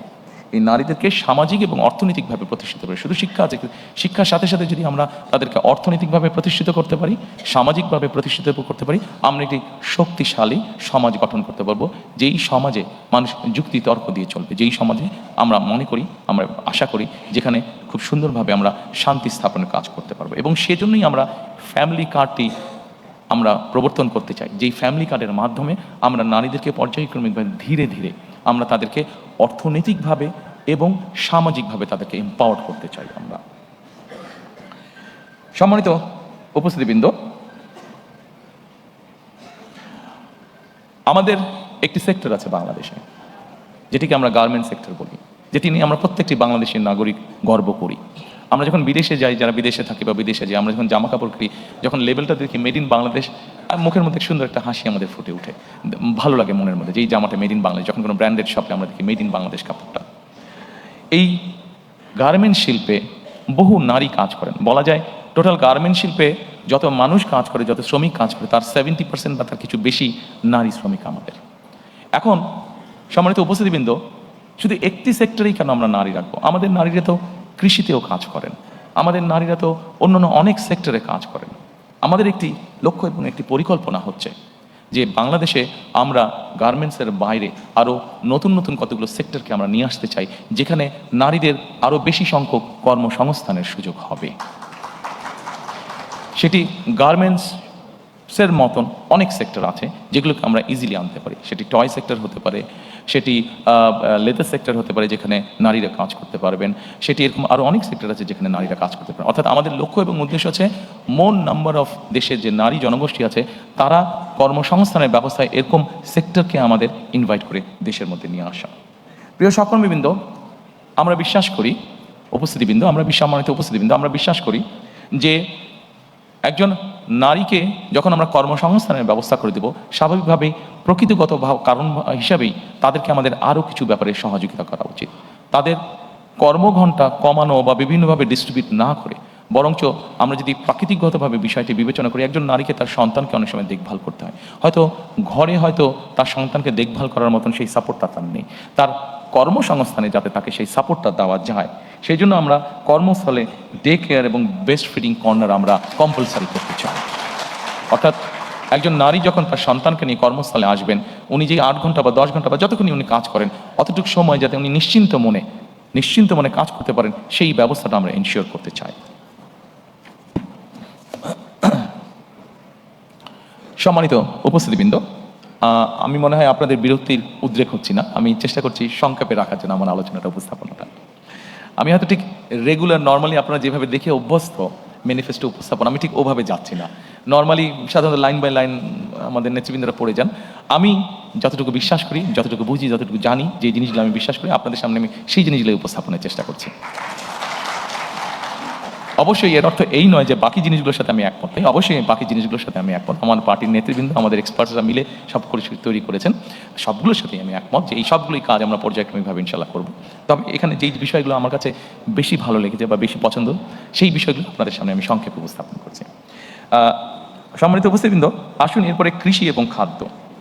কৃষির ব্যাপারে কৃষক কার্ড নিয়ে আমি আপনাদেরকে কিছুটা বলেছি। এই কৃষক কার্ড আমরা বিশ্বাস করি কৃষি এবং কৃষককে একটা খুব স্ট্রং সাপোর্ট দিবে, যেটি লং রানে আমাদের কৃষি এবং কৃষককে গড়ে তুলতে আমাদের জন্য, দেশের জন্য এটা ভালো হবে। আমরা এর মধ্যে একটি সিদ্ধান্ত গ্রহণ করেছি, যেটি আমরা 91 সালেও কাজটি করেছিলেন দেশনেত্রী খালেদা জিয়া যখন উনি সরকার গঠন করেন। এইবার ইনশাল্লাহ 12 তারিখে আমরা সরকার গঠনে সক্ষম হলে 10,000 টাকা পর্যন্ত কৃষি ঋণ, সেটিকে আমরা সুদ সহ মওকুফ করতে চাই। আমরা হিসাব করে দেখেছি, আমাদের কাছে যে স্ট্যাটিস্টিক্স আছে, আমরা হিসাব করে দেখেছি যে এই মুহূর্তে যত ঋণ আছে, 10,000 টাকা পর্যন্ত কৃষি ঋণ যদি আমরা মওকুফ করি, সেটা সরকারের এমন কিছু চাপ পড়বে না। কাজে কৃষকদেরকে একটা সাপোর্ট দেওয়ার জন্য এই কাজটি আমরা করতে চাই। সম্মানিত উপস্থিতিবৃন্দ, আমরা একটি কাজ শুরু করতে চাই। এই কাজটি পরিবেশের সাথে সম্পর্কিত, এই কাজটি কৃষির সাথে সম্পর্কিত, এই কাজটি প্রকৃতির অনেক কিছুর সাথে সম্পর্কিত। সেটা হচ্ছে খাল খনন কর্মসূচি আমরা শুরু করতে চাই। খাল খনন কর্মসূচি আমরা দেখেছি দেশে গ্রামে যেরকম পপুলার, একইভাবে শহর অঞ্চলগুলোতেও খাল খনন কর্মসূচি অনেক পপুলার। এবং খাল খনন কর্মসূচি আমরা কেন তৈরি করতে চাই, আমি আপনাদেরকে সংক্ষেপে কয়েকটি উদাহরণ দিতে চাই। সম্মানিত উপস্থিতিবৃন্দ, আমাদের খাল খনন কর্মসূচি যে পরিকল্পনা আছে, সেই পরিকল্পনার মধ্যে 20,000 কিলোমিটার ক্যানেল ডিগিং আমরা করতে চাই সারা দেশ মিলে। এখন এর অনেকগুলো কারণ আছে, আমি খুব সংক্ষেপে আপনাদেরকে একটি উদাহরণ দিয়ে বোঝানোর চেষ্টা করতে চাই। আপনাদের নিশ্চয়ই অনেকের মনে আছে, 1 বছর আগে হঠাৎ করে একটি ফ্লাড হয়েছিল নোয়াখালী অঞ্চলে, গ্রেটার নোয়াখালী অঞ্চলে। দয়া করে আপনারা সকলে একটা সুইমিং পুলের কথা চিন্তা করুন, যে এই সুইমিং পুলটার radius 50 square mile, average depth হচ্ছে 7 ফিট। আমরা যদি এরকম একটা সুইমিং পুল চিন্তা করি, সেই নোয়াখালী অঞ্চলে যে বন্যাটা হয়েছিল, আমরা যদি পুরোটাকে এরকম একটা সুইমিং পুল চিন্তা করি, তাহলে চিন্তা করে দেখবেন ওই পানি যেটা হয়েছিল সেটা কিন্তু 15 দিন পরে চলে গিয়েছিল। কিন্তু আমরা যদি একটা 50 স্কোয়ার মাইলের একটা সুইমিং পুল, যেটার এভারেজ ডেপথ হচ্ছে 7 ফিট, আমরা যদি এই পরিমাণ পানিকে, যেই পানিটি আমাদের কাছে থাকবে যতক্ষণ আমাদের প্রয়োজন, 7-15 দিনে চলে যাবে না। যদি আমরা এই পানিটিকে ধরে রাখতে চাই, ধরে রাখার ব্যবস্থা করতে চাই, তাহলে আমাদেরকে অবশ্যই খাল খনন করতে হবে। প্রিয় উপস্থিতিবৃন্দ, খাল খনন আমাদেরকে আরেকটি কারণে করতে হবে। আমরা বাংলাদেশের যে কোনো জায়গায় যাই না কেন, এখন নলকূপের জন্য বোরিং করি না কেন, আমাদেরকে অনেক ভেতরে যেতে হয়। অর্থাৎ সারফেস ওয়াটার এত পরিমাণ আমরা ব্যবহার করেছি যে এখন আন্ডারগ্রাউন্ড ওয়াটারও ব্যবহার করতে করতে আমাদের ওয়াটার লেভেল অনেক নিচে চলে গেছে। আমরা যদি এই ওয়াটারটাকে রিচার্জ না করি, তাহলে আমাদেরকে আগামী কয়েক বছর পরে ভীষণ বিপদে পড়তে হবে। খাল খনন হচ্ছে এটির অন্যতম আরেকটি কারণ। আমাদের একটি প্রবলেম আছে, আর্সেনিক প্রবলেম। বাংলাদেশের বিভিন্ন অঞ্চলে আর্সেনিক প্রবলেম আছে। আপনি যত আন্ডারগ্রাউন্ড ওয়াটার টেনে তুলবেন, আর্সেনিক আস্তে আস্তে উপরে আসতে শুরু করবে। আপনি যত ওয়াটার রিচার্জ করবেন, আস্তে আস্তে আর্সেনিকটা ডাইলিউট হতে লাগবে, নিচে যেতে লাগবে। কাজেই বিভিন্ন বিষয়ে যদি আমরা বিবেচনা করি, সম্মানিত উপস্থিতিবৃন্দ, আপনারা নিশ্চয়ই লক্ষ্য করেন অনেক সময় যখন ঢাকা থেকে একটু বাইরে টেরে যান, আপনারা বাই রোড যান, আপনারা খেয়াল করে দেখবেন রাস্তার দুই ধারে কম বেশি যেই গাছগুলো থাকে, দেখবেন গাছগুলো কেমন যেন নেতিয়ে পড়েছে।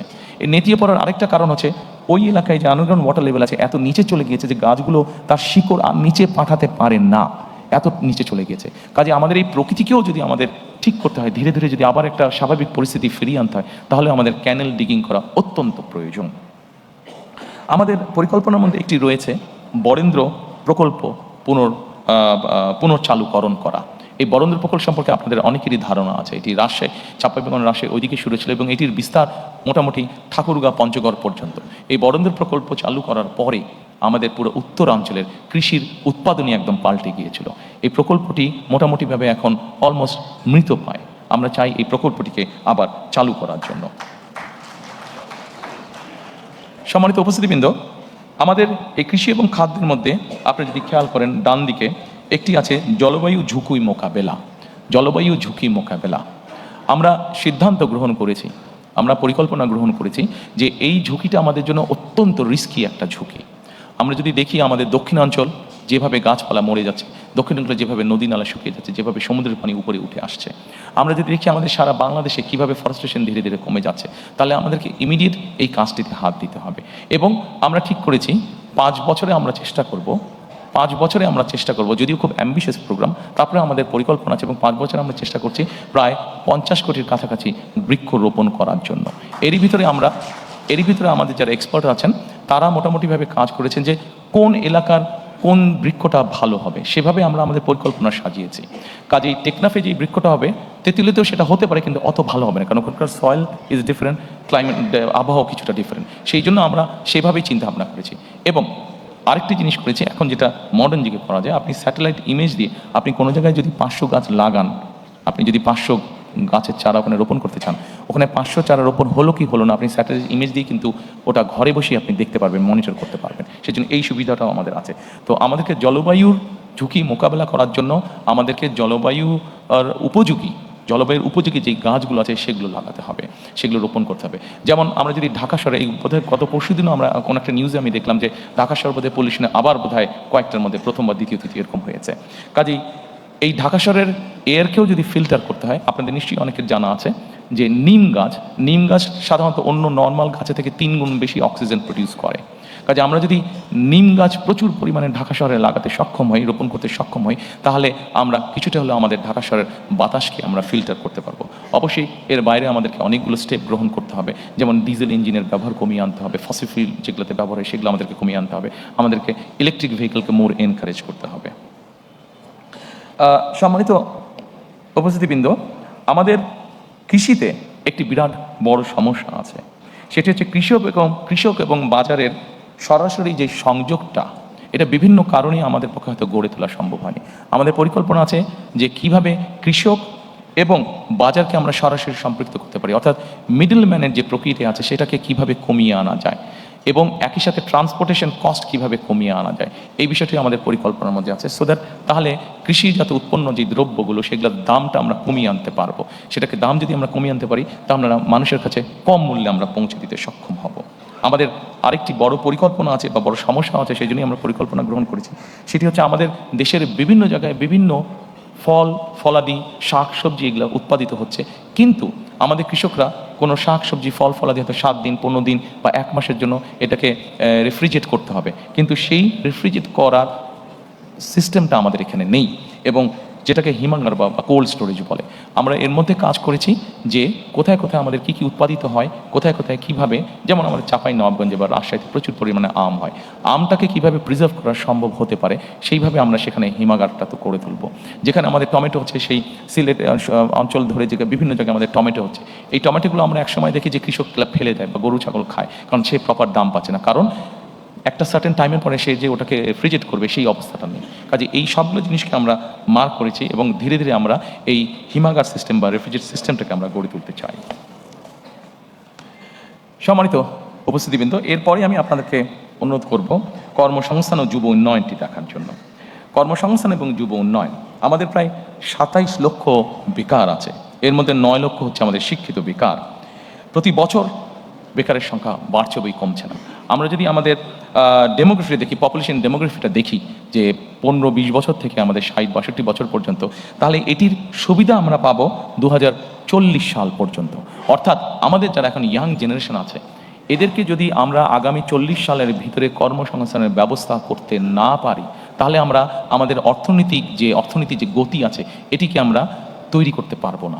অর্থনৈতিক যে সমৃদ্ধি আছে সেই সমৃদ্ধিটাকে আমরা কাজে লাগাতে পারবো না। সেই জন্য আমাদেরকে যে কোনোভাবেই হোক আমাদেরকে সিদ্ধান্ত বা পরিকল্পনা গ্রহণ করতে হবে কীভাবে আমরা এত বিপুল সংখ্যক, অর্থাৎ 15-20 বছর থেকে 60-62 বছর পর্যন্ত, যে অর্থাৎ 2040 সালের মধ্যে আমরা আমাদের যুব বলতে যেই শ্রেণীটা আছে, তরুণ বলতে যেই শ্রেণীটা আছে, তাদের কর্মসংস্থানের ব্যবস্থা করতে পারি। আমরা এখানে অনেকগুলো বিষয় চিন্তা করেছি, তার মধ্যে 2-3টি বিষয় আমি আপনাদের সাথে আলোচনা করবো। যেমন বিদেশি ভাষা, আমাদের দেশ থেকে প্রচুর মানুষ বাইরে যায়। আমরা যদি এই মানুষগুলোকে যারা বাইরে যায় এদেরকে যদি আমরা ল্যাঙ্গুয়েজ কোর্স দিতে পারি, তাহলে এটি কিন্তু তার জন্য একটা বেনিফিট হবে, এবং ল্যাঙ্গুয়েজ কোর্সের কারণেই কিন্তু সে অনেক জায়গায়, দেশের বাইরে অনেক জায়গায় অনেক ইজিলি সে তার কর্মসংস্থানের ব্যবস্থা করতে পারবে। একই সাথে আমরা তাদের দক্ষতা অর্জনের জন্য দেশের বিভিন্ন জায়গায় এরিয়া বেসিসে আমরা বিভিন্ন ট্রেনিং ইনস্টিটিউট আমরা তৈরি করতে চাই, বিভিন্ন ট্রেনিং ইনস্টিটিউট তৈরি করতে চাই। আমাদের এর ভিতরে আমরা যেটা কাজ করেছি সেটা হচ্ছে যে আমরা বিভিন্নভাবে চেক করেছি যে আগামী 10 বছর পর্যন্ত পৃথিবীর কোন কোন দেশে কী কী ধরনের মানুষ যেতে পারে, কী কী ধরনের মানুষ যাওয়ার কাজের স্কোপ আছে, সেটির ভিত্তিতে আমরা আমাদের ট্রেনিং ইনস্টিটিউটটাকে ঢেলে সাজানোর পরিকল্পনা করেছি। এর বাইরে আমাদের যেটা লক্ষ্য আছে সেটা এসএমই ঋণ প্রদান, অর্থাৎ এসএমই ছোট বা মিডিয়াম যে ইন্ডাস্ট্রিগুলো হবে সেখানে সহজ শর্তে ঋণ প্রদান করতে চাইছি। আমরা যারা অনলাইনে শপিং করে, অ্যামাজন এবং আলিবাবা এই ধরনের প্রতিষ্ঠানের সাথে আপনাদের অনেকেরই পরিচয় আছে। এইখানে যেই দ্রব্যগুলো পাওয়া যায়, প্রোডাক্টগুলো পাওয়া যায়, এগুলো যে খুব রকেট সায়েন্স টাইপের প্রোডাক্ট তা না, এগুলা বরং এই প্রোডাক্টগুলো খুব সহজেই কিন্তু তৈরি করা সম্ভব হয়। আমরা যেটা করতে চাইছি, আমরা আমাদের এসএমই এন্টারপ্রেনার যারা থাকবে তাদেরকে আমরা এনকারেজ করতে চাইছি যে তারা এই ধরনের ছোট ছোট সেট আপগুলো তারা করুক, এবং আমরা সরকার থেকে তাদেরকে বিভিন্ন রকম সহযোগিতা করবো। অ্যাট দ্য সেম টাইম আমরা অ্যামাজন এবং আলিবাবা এই ধরনের প্রতিষ্ঠানের সাথে প্রাইমারি কথা বলেছি যে তারা তাদের প্রকিউরমেন্টটা বাংলাদেশ থেকে করুক। যখন তারা বাংলাদেশ থেকে তাদের প্রকিউরমেন্টটা করা শুরু করবে, খুব স্বাভাবিকভাবেই আমাদের এই মিল ফ্যাক্টরিগুলো চলবে, এবং এই মিল ফ্যাক্টরিটা চলা মানে কর্মসংস্থানের ব্যবস্থা হওয়া। সম্মানিত উপস্থিতিবৃন্দ, আমাদের আগামী দিনের লক্ষ্য হচ্ছে আমরা যেই পরিকল্পনায় গ্রহণ করি না কেন, প্রত্যেকটি পরিকল্পনার অন্যতম প্রাইমারি লক্ষ্য হচ্ছে আমাদের কর্মসংস্থান তৈরি করা, যত বেশি সংখ্যক কর্মসংস্থান তৈরি করা।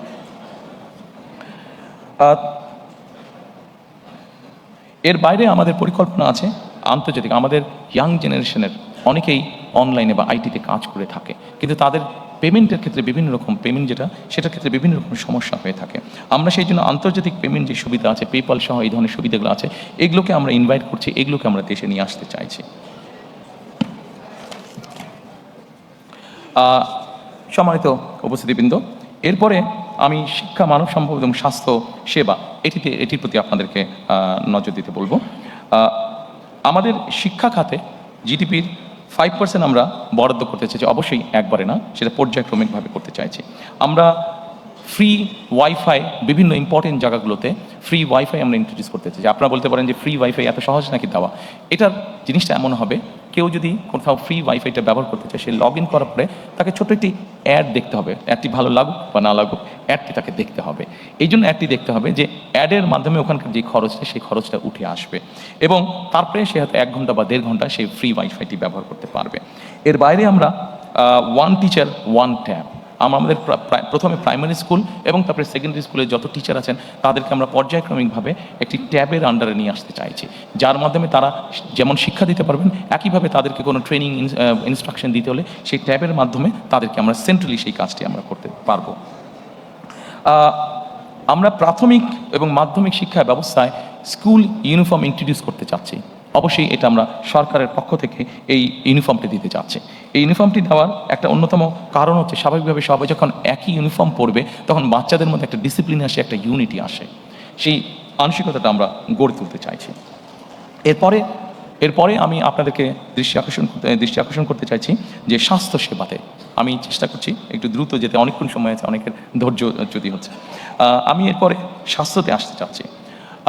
সম্মানিত উপস্থিতিবৃন্দ, স্বাস্থ্যতে আমরা যেটা মনে করি, দেখুন বাংলাদেশ 20 কোটি মানুষ, আমরা হয়তো অনেক কিছু বলতে পারি, কিন্তু 20 কোটি মানুষকে স্বাস্থ্যসেবা দেওয়া কোয়াইট কস্টলি ম্যাটার। কিন্তু তার আগে যদি আমরা কাজ করি, যেটা এখন ইউরোপে তারা করছে, ইউরোপও তার ছোট ছোট দেশ, অল্প অল্প পপুলেশন, কিন্তু তারাও স্বাস্থ্যসেবা সম্পূর্ণ দিকে হিমশিম খাচ্ছে। সেখানে বাংলাদেশের মতন দেশ থেকে হিমশিম খেতেই হবে। সেই জন্য আমরা যেটা জোর দিতে চাইছি সেটা হচ্ছে প্রিভেনশনের উপরে আমরা জোর দিতে চাচ্ছি।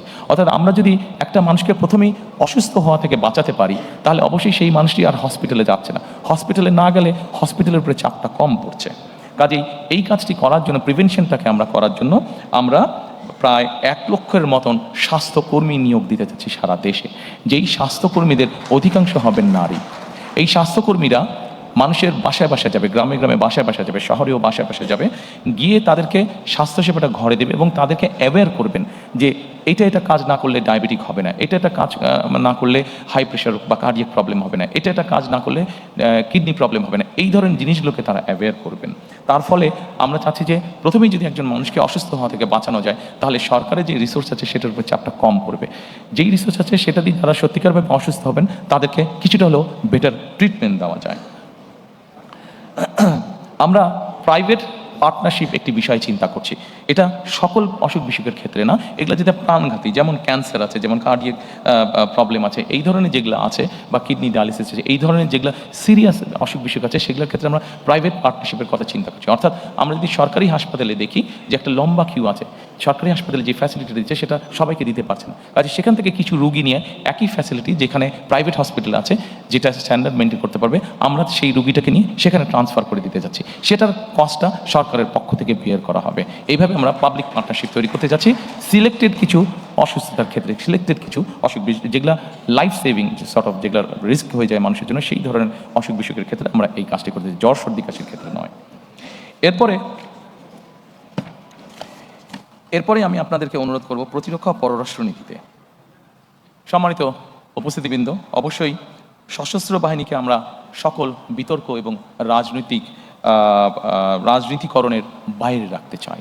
আমরা যদি সত্যিকারভাবে আমাদের একটি শক্তিশালী সশস্ত্র বাহিনী গড়ে তুলতে চাই, তাহলে অবশ্যই আমাদেরকে পেশাদারিত্ব বা প্রফেশনালিজমের উপরে জোর দিতে হবে এবং অবশ্যই তাদেরকে সকল রাজনীতিকরণের বাইরে আমাদেরকে রাখতে হবে। অবসরপ্রাপ্ত সেনা সদস্যদের ক্ষেত্রে আমরা 1 র্যাঙ্ক 1 পেনশন পলিসিটা চালু করতে চাইছি।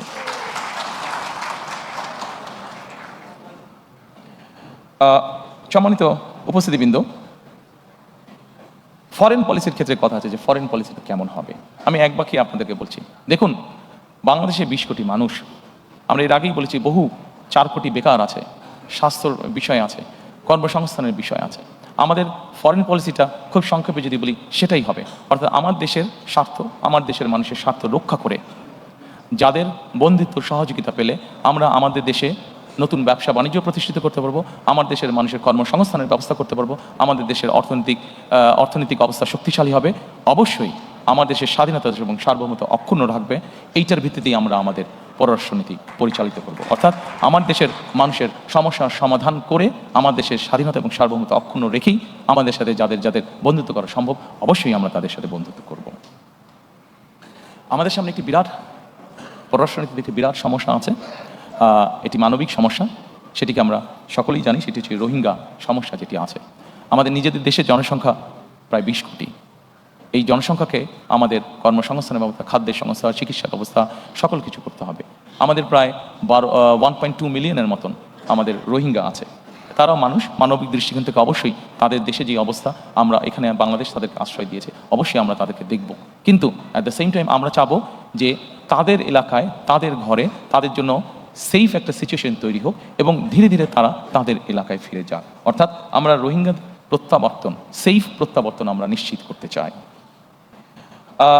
সম্মানিত উপস্থিতি, আমাদের পদ্মা, তিস্তা সহ বিভিন্ন নদীর পানির বন্টনের আমাদের কিছু অসুবিধা আছে। আমরা চাই যাদের সাথে আমাদের এই অসুবিধা আছে তাদের সাথে বসে আলোচনা করে আমরা এই সমস্যার সমাধান করতে চাই, যাতে আমার দেশের মানুষ তার পানির ন্যায্য হিসা পেতে পারে। আমরা আমাদের পররাষ্ট্র মন্ত্রণালয়কে মোর অ্যাক্টিভ করার মাধ্যমে আমাদের যে প্রায় 1.5 কোটি প্রবাসী বিদেশে আছেন তারা যাতে আরও বেটারভাবে ট্রিটেড হন, সেই বিষয়ে আমরা উদ্যোগ গ্রহণ করতে চাই। আমাদের যে বিভিন্ন দূতাবাসগুলো আছে সেগুলোকে মোর মডার্নাইজ এবং মোর অ্যাক্টিভ করার মাধ্যমে।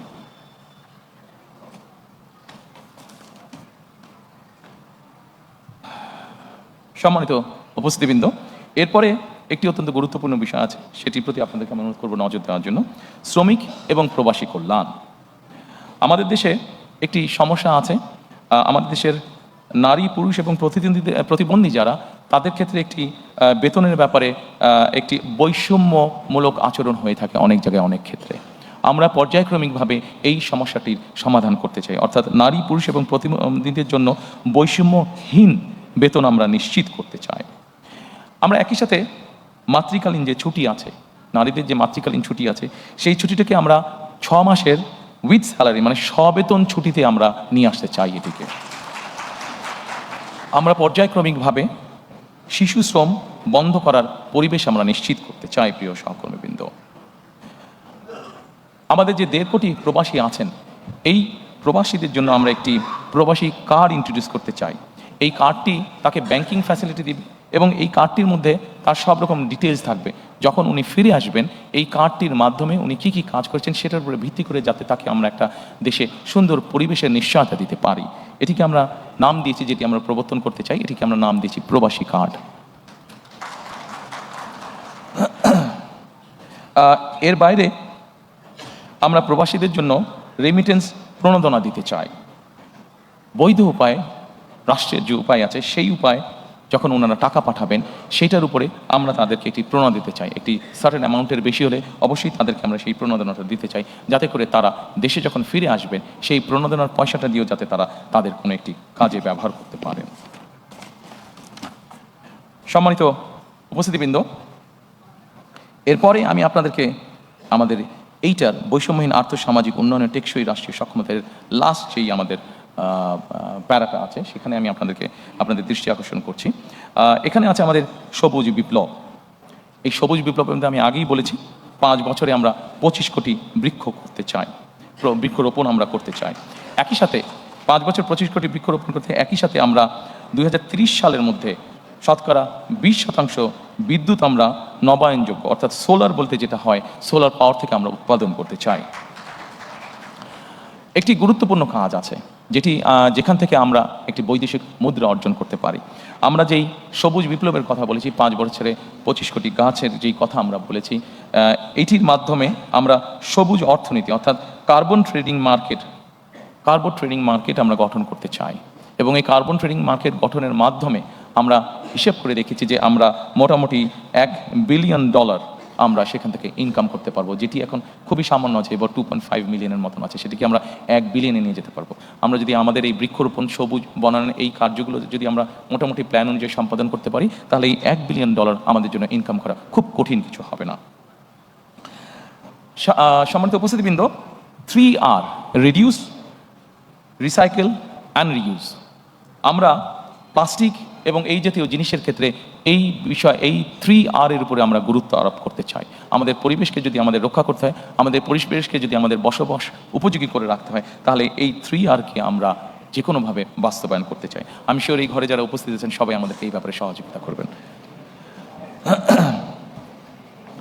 এরপরে আমি আপনাদেরকে নিয়ে যেতে চাই আমাদের 3rd চ্যাপ্টারে, সেটা হচ্ছে ভঙ্গুর অর্থনীতির পুনর্গঠন ও পুনরুদ্ধার।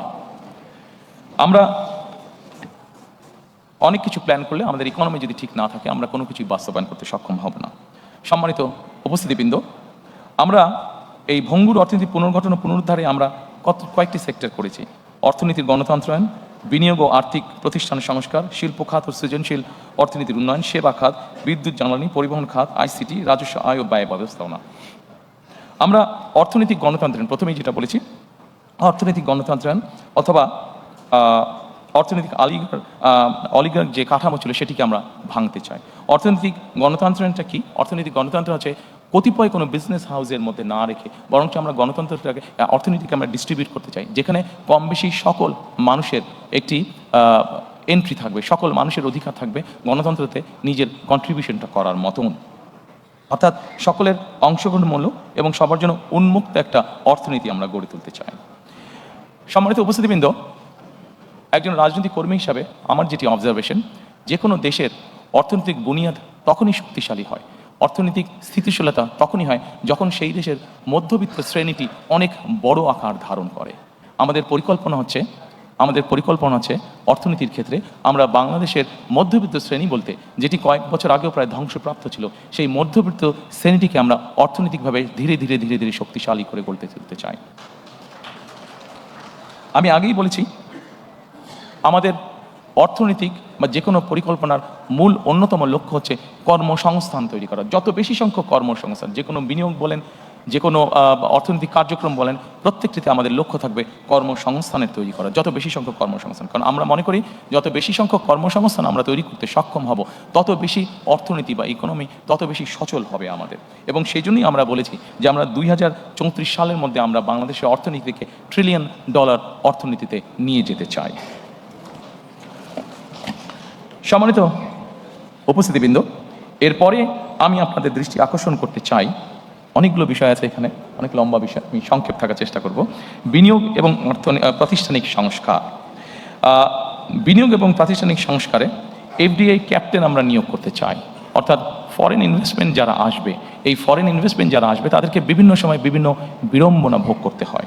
আমরা যেটা করতে চাই সেটা হচ্ছে আমরা একজন ক্যাপ্টেনকে নিয়োগ করতে চাই, যার দায়িত্ব হবে যে বিদেশি বিনিয়োগটা আসবে তার যাবতীয় যত কাগজপত্র, যত কিছু ফর্মালিটিস আছে, সেই ক্যাপ্টেন তার হয়ে সকল কাজগুলো সম্পন্ন করবে। তারা সকল কাজগুলো সম্পন্ন করবে যাতে সেই বিদেশি বিনিয়োগকারী হতাশায় ফিরে যেতে না হয় তাদেরকে। আমরা একটি পলিসি গ্রহণ করতে চাই অর্থনীতির ক্ষেত্রে। সম্মানিত উপস্থিতি, আপনাদের সকলেরই ধারণা আছে বিনিয়োগ বা অর্থনীতি এমন একটি বিষয়, আমরা যদি এটি ব্যাপারে যে কোনো পলিসি নিয়ে এবং হুট করে যদি 7 দিন পর পলিসি চেঞ্জ করতে চাই, তাহলে অর্থনীতি কোনোভাবেই শুভ ফল দেখতে পাবে না। এবং সেই জন্যই আমরা সিদ্ধান্ত গ্রহণ করেছি যে অর্থনীতির ক্ষেত্রে আমরা কোনো আকস্মিক কোনো পলিসি পরিবর্তন করতে চাই না। আমরা চিন্তাভাবনা করে পলিসি গ্রহণ করব এবং আমরা চিন্তাভাবনা করে যেই পলিসি গ্রহণ করব সেটিতে আমরা স্টিক করতে চাই। হুট করে আমরা কোনো পলিসির পরিবর্তন করতে চাই না, যা আমরা অতীতে দেখেছি, যাতে করে আমাদের বিনিয়োগ, আমাদের ব্যবসায়ীরা ক্ষতিগ্রস্ত না হন। আমরা লাইসেন্সিং প্রক্রিয়াকে সহজকরণ করে ফেলতে চাই। লাইসেন্সিং প্রক্রিয়া সহজকরণ করলে আমাদের ব্যবসায়ীরা উৎসাহিত হবেন, বিদেশি বিনিয়োগকারীরা উৎসাহিত হবেন। অনেক সময় আমরা দেখেছি লাইসেন্সিং প্রক্রিয়া বর্তমানে অনেক কঠিন, জটিল থাকার কারণে অনেক বিনিয়োগকারী, সেটি দেশি হোক বিদেশি হোক, তারা হতাশায় অনেক ক্ষেত্রেই ফিরে যান। সেটিকে আমরা ইজি করে আনতে চাই। সম্মানিত উপস্থিতিবৃন্দ, এই মুহূর্তে যদি আমরা চিন্তা করি আমাদের সবচেয়ে বড় রেমিটেন্সের উপায় কোনটা? আমাদের সবচেয়ে বড় রেমিটেন্সের উপায় হচ্ছে গার্মেন্টস। কিন্তু একটি জাতি বা একটি দেশ যুগের পর যুগ একটি সেক্টরের উপরে কোনোভাবেই ডিপেন্ডেন্ট থাকতে পারে না। এবং সেই জন্যই আমরা মনে করি যে আমাদেরকে আরও সেক্টর বের করতে হবে এবং যেই সেক্টরগুলো রপ্তানিমূলক সেক্টর হিসেবে বিবেচিত হবে। আমরা ফার্মাসিউটিক্যালের কথা চিন্তা করতে পারি, আমরা লেদার শিল্পের কথা আমরা চিন্তা করতে পারি, আমরা আইটির কথা আমরা চিন্তা করতে পারি, আমরা টয় ইন্ডাস্ট্রির কথা চিন্তা করতে পারি, আমরা ইলেকট্রনিক ইন্ডাস্ট্রির কথা চিন্তা করতে পারি। এরকম অনেকগুলো রপ্তানিমুখী শিল্প আমরা চিন্তা করতে পারি। এবং এই রপ্তানিমুখী শিল্প, আমরা কতগুলো শিল্পকে আমরা প্রায়োরিটাইজ করে নেব যে আগামী 5 বছর বা 10 বছর এই সেক্টরগুলোকে আমরা প্রায়োরিটাইজ করে নিব। এবং যেই সেক্টরগুলোকে আমরা প্রায়োরিটাইজ করব সেগুলোকে আমরা প্রণোদনা দিতে চাই, ইনসেন্টিভ দিতে চাই। এটা এমনও হতে পারে তাদেরকে আমরা বন্ডের ফ্যাসিলিটি দিব, বন্ডের ভ্যারাস ফ্যাসিলিটি দিব, বা যেই সকল প্রণোদনা দিলে সেই সেক্টরগুলো আস্তে আস্তে গ্রো করবে, সেই জিনিসগুলো আমরা তাদেরকে করে দিতে চাই। সম্মানিত উপস্থিতিবৃন্দ, অর্থনীতিকে তার নিজের গতিতে চলতে দিতে হবে। সব কিছু যেরকম চলার একটি ধর্ম আছে, অর্থনীতিকেও নিজের গতিতে চলতে দিতে হবে। আমরা বিগত দিনে দেখেছি যে ব্যাংকিং খাতে রাজনৈতিক হস্তক্ষেপ হয়েছে। আমরা দৃঢ়ভাবে বিশ্বাস করি যে ব্যাংকিং খাতকে যে কোনোভাবে হোক রাজনৈতিক হস্তক্ষেপের মুক্ত করে দিতে হবে এবং এটাকে প্রফেশনালি আমাদেরকে চালাতে হবে। কারণ আমরা যদি ব্যাংকিং খাতকে রাজনৈতিকভাবে হস্তক্ষেপ করি তাহলে এটির অশুভ প্রভাব অর্থনীতির উপরে পড়বে, যেটি আমাদের কারো জন্য কাঙ্ক্ষিত নয়।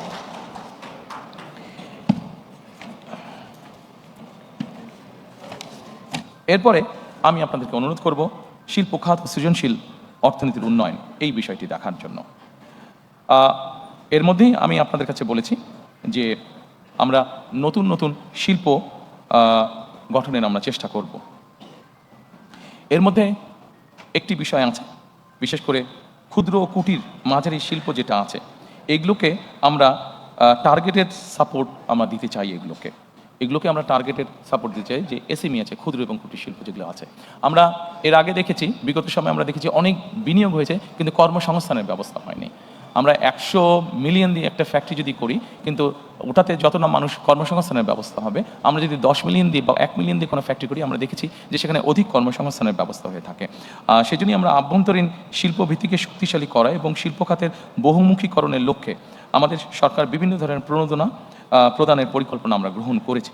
বিশেষ করে ক্ষুদ্র কুটির এবং মাঝারি শিল্পে সুনির্দিষ্ট বা টার্গেটেড সাপোর্ট প্রদানের উপরে আমরা বিশেষ গুরুত্ব আরোপ দিতে চাই। এখানে বিভিন্ন রাজনৈতিক কারণে, বিভিন্ন কারণে বাংলাদেশের বহু শিল্প বন্ধ হয়ে গিয়েছে। শিল্প বন্ধ হওয়া মানেই অর্থনীতির গতি থেমে যাওয়া। শিল্প বন্ধ হওয়া মানেই বহু মানুষ বেকার হয়ে যাওয়া। শিল্প বন্ধ হওয়ার মানেই বহু মানুষের সংসার বসে যাওয়া, বহু শিক্ষার্থীর জীবন নষ্ট হয়ে যাওয়া। সেজন্যই আমরা সিদ্ধান্ত গ্রহণ করেছি যেসব বন্ধ শিল্প আছে প্রত্যেকটির জন্য দরকার হলে আলাদা আলাদাভাবে বসে আমরা পলিসি বের করব, যে ওই শিল্পগুলোকে যাতে আবার চালু করা যায় এবং সেখানে যাতে আবার অর্থনৈতিক কর্মচাঞ্চল্য শুরু হয়, সেখানে যাতে আবার নতুন করে কর্মসংস্থানের ব্যবস্থা হয়। আমি এরপরে যেই লাইনটি আছে, এটা আমি আপনাদের সামনে এর মধ্যে অলরেডি উল্লেখ করেছি, যে রফতানিমুখী শিল্পগুলোকে আমরা বন্ডের ওয়্যারহাউস সুবিধা আমরা দিতে চাই। সম্মানিত উপস্থিতিবৃন্দ, বাংলাদেশে এরকম অনেক অঞ্চল আছে, আমরা যদি ভালো করে লক্ষ্য করে থাকি, বাংলাদেশে এরকম অনেক অঞ্চল আছে, বিভিন্ন অঞ্চলের বিভিন্ন কতগুলো সুবিধা আছে।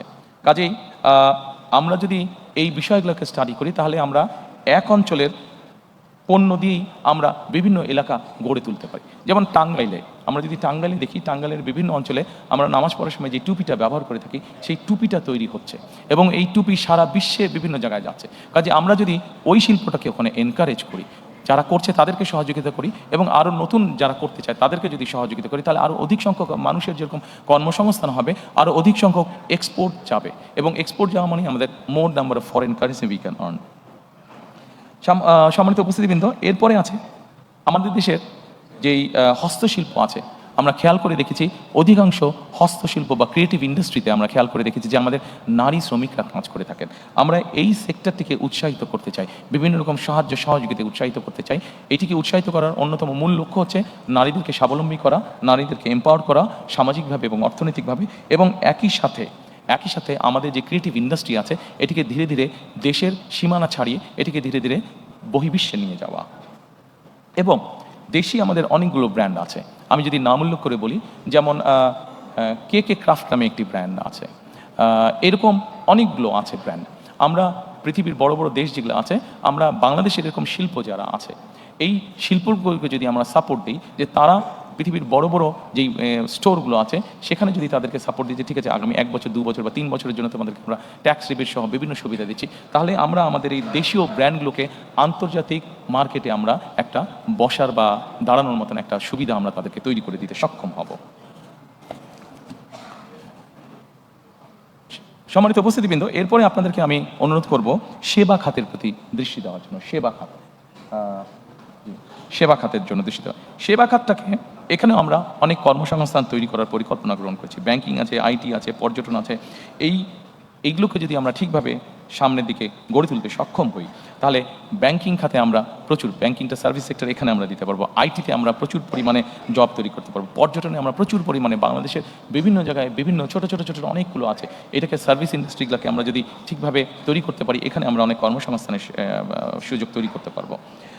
একই সাথে আমরা সেবা খাতকে যদি প্রযুক্তি নির্ভর এবং রফতানিমুখী করার মাধ্যমে আমরা কর্মসংস্থানের ব্যবস্থা আমরা করতে পারবো।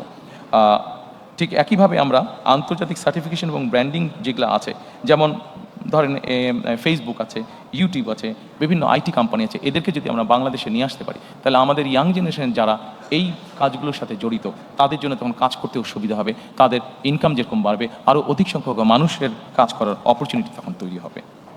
এরপরে আমি আপনাদেরকে অনুরোধ করব বিদ্যুৎ, জ্বালানি ও পরিবহন খাতটিকে দেখার জন্য। সম্মানিত উপস্থিতিবৃন্দ, বিদ্যুৎ খাতে এখানে অনেক কিছু বলা আছে, বিদ্যুৎ খাতে অনেক পয়েন্ট আছে, আমি এতগুলো পয়েন্টে আলোচনা করব না। আমরা যদি সকলে প্রথমে এক বাক্যে একটা কথা চিন্তা করি, বিদ্যুৎ খাতটি আমরা কিরকম চাই, আপনাদের যে কাউকে যদি আমি প্রশ্ন করি, আপনারা এক বাক্যে একটি উত্তর দিবেন যে আমরা নিরবিচ্ছিন্ন বিদ্যুৎ চাই, তাই তো নাকি? সবার কিন্তু এটা থাকবে, নিরবিচ্ছিন্ন বিদ্যুৎ চাই আমরা। কাজেই আপনাদের মতন আমিও একজন মানুষ যে যার লক্ষ্য এবং উদ্দেশ্য থাকবে বাংলাদেশে নিরবিচ্ছিন্ন বিদ্যুতের পরিস্থিতি তৈরি করা। এবং নিরবিচ্ছিন্ন বিদ্যুৎ পরিস্থিতি তৈরি করার জন্য কী কী আমরা চিন্তা ভাবনা করেছি, সম্মানিত উপস্থিতিবৃন্দ, আপনাদের কাছে সেগুলো আছে, আপনাদের বিরক্তি উদ্যোগ করার জন্য আমি আর সেটা লম্বা করছি না। তবে আমরা যেরকম বলেছি, অলরেডি আমি আপনাদের সামনে বলেছি যে 2030-এর মধ্যে আমরা 20% নবায়নযোগ্য বিদ্যুৎ যেরকম আমরা তৈরি করতে চাই, একই সাথে আমরা আমাদের ঢাকা শহরে প্রতিদিন 7,000 টন ময়লা বা আবর্জনা তৈরি হচ্ছে। এইভাবে যদি আমরা চিন্তা করি, বাংলাদেশের সবগুলো বড় শহরে এরকম হচ্ছে। কাজেই আবর্জনাকে, পরিবেশকে রক্ষার জন্য আবর্জনা থেকে কিভাবে বিদ্যুৎ তৈরি করা যায় আমরা সেই ব্যাপারেও চিন্তা ভাবনা করছি। এবং এতটুকু আপনাদেরকে আমি বলতে পারি, ইনশাল্লাহ 12 তারিখের নির্বাচনে আমরা সরকার গঠনে সক্ষম হলে ইনশাল্লাহ খুবই দ্রুত আমরা আবর্জনা থেকে ইনশাল্লাহ বিদ্যুৎ উৎপাদন করব এই দেশের মানুষের জন্য।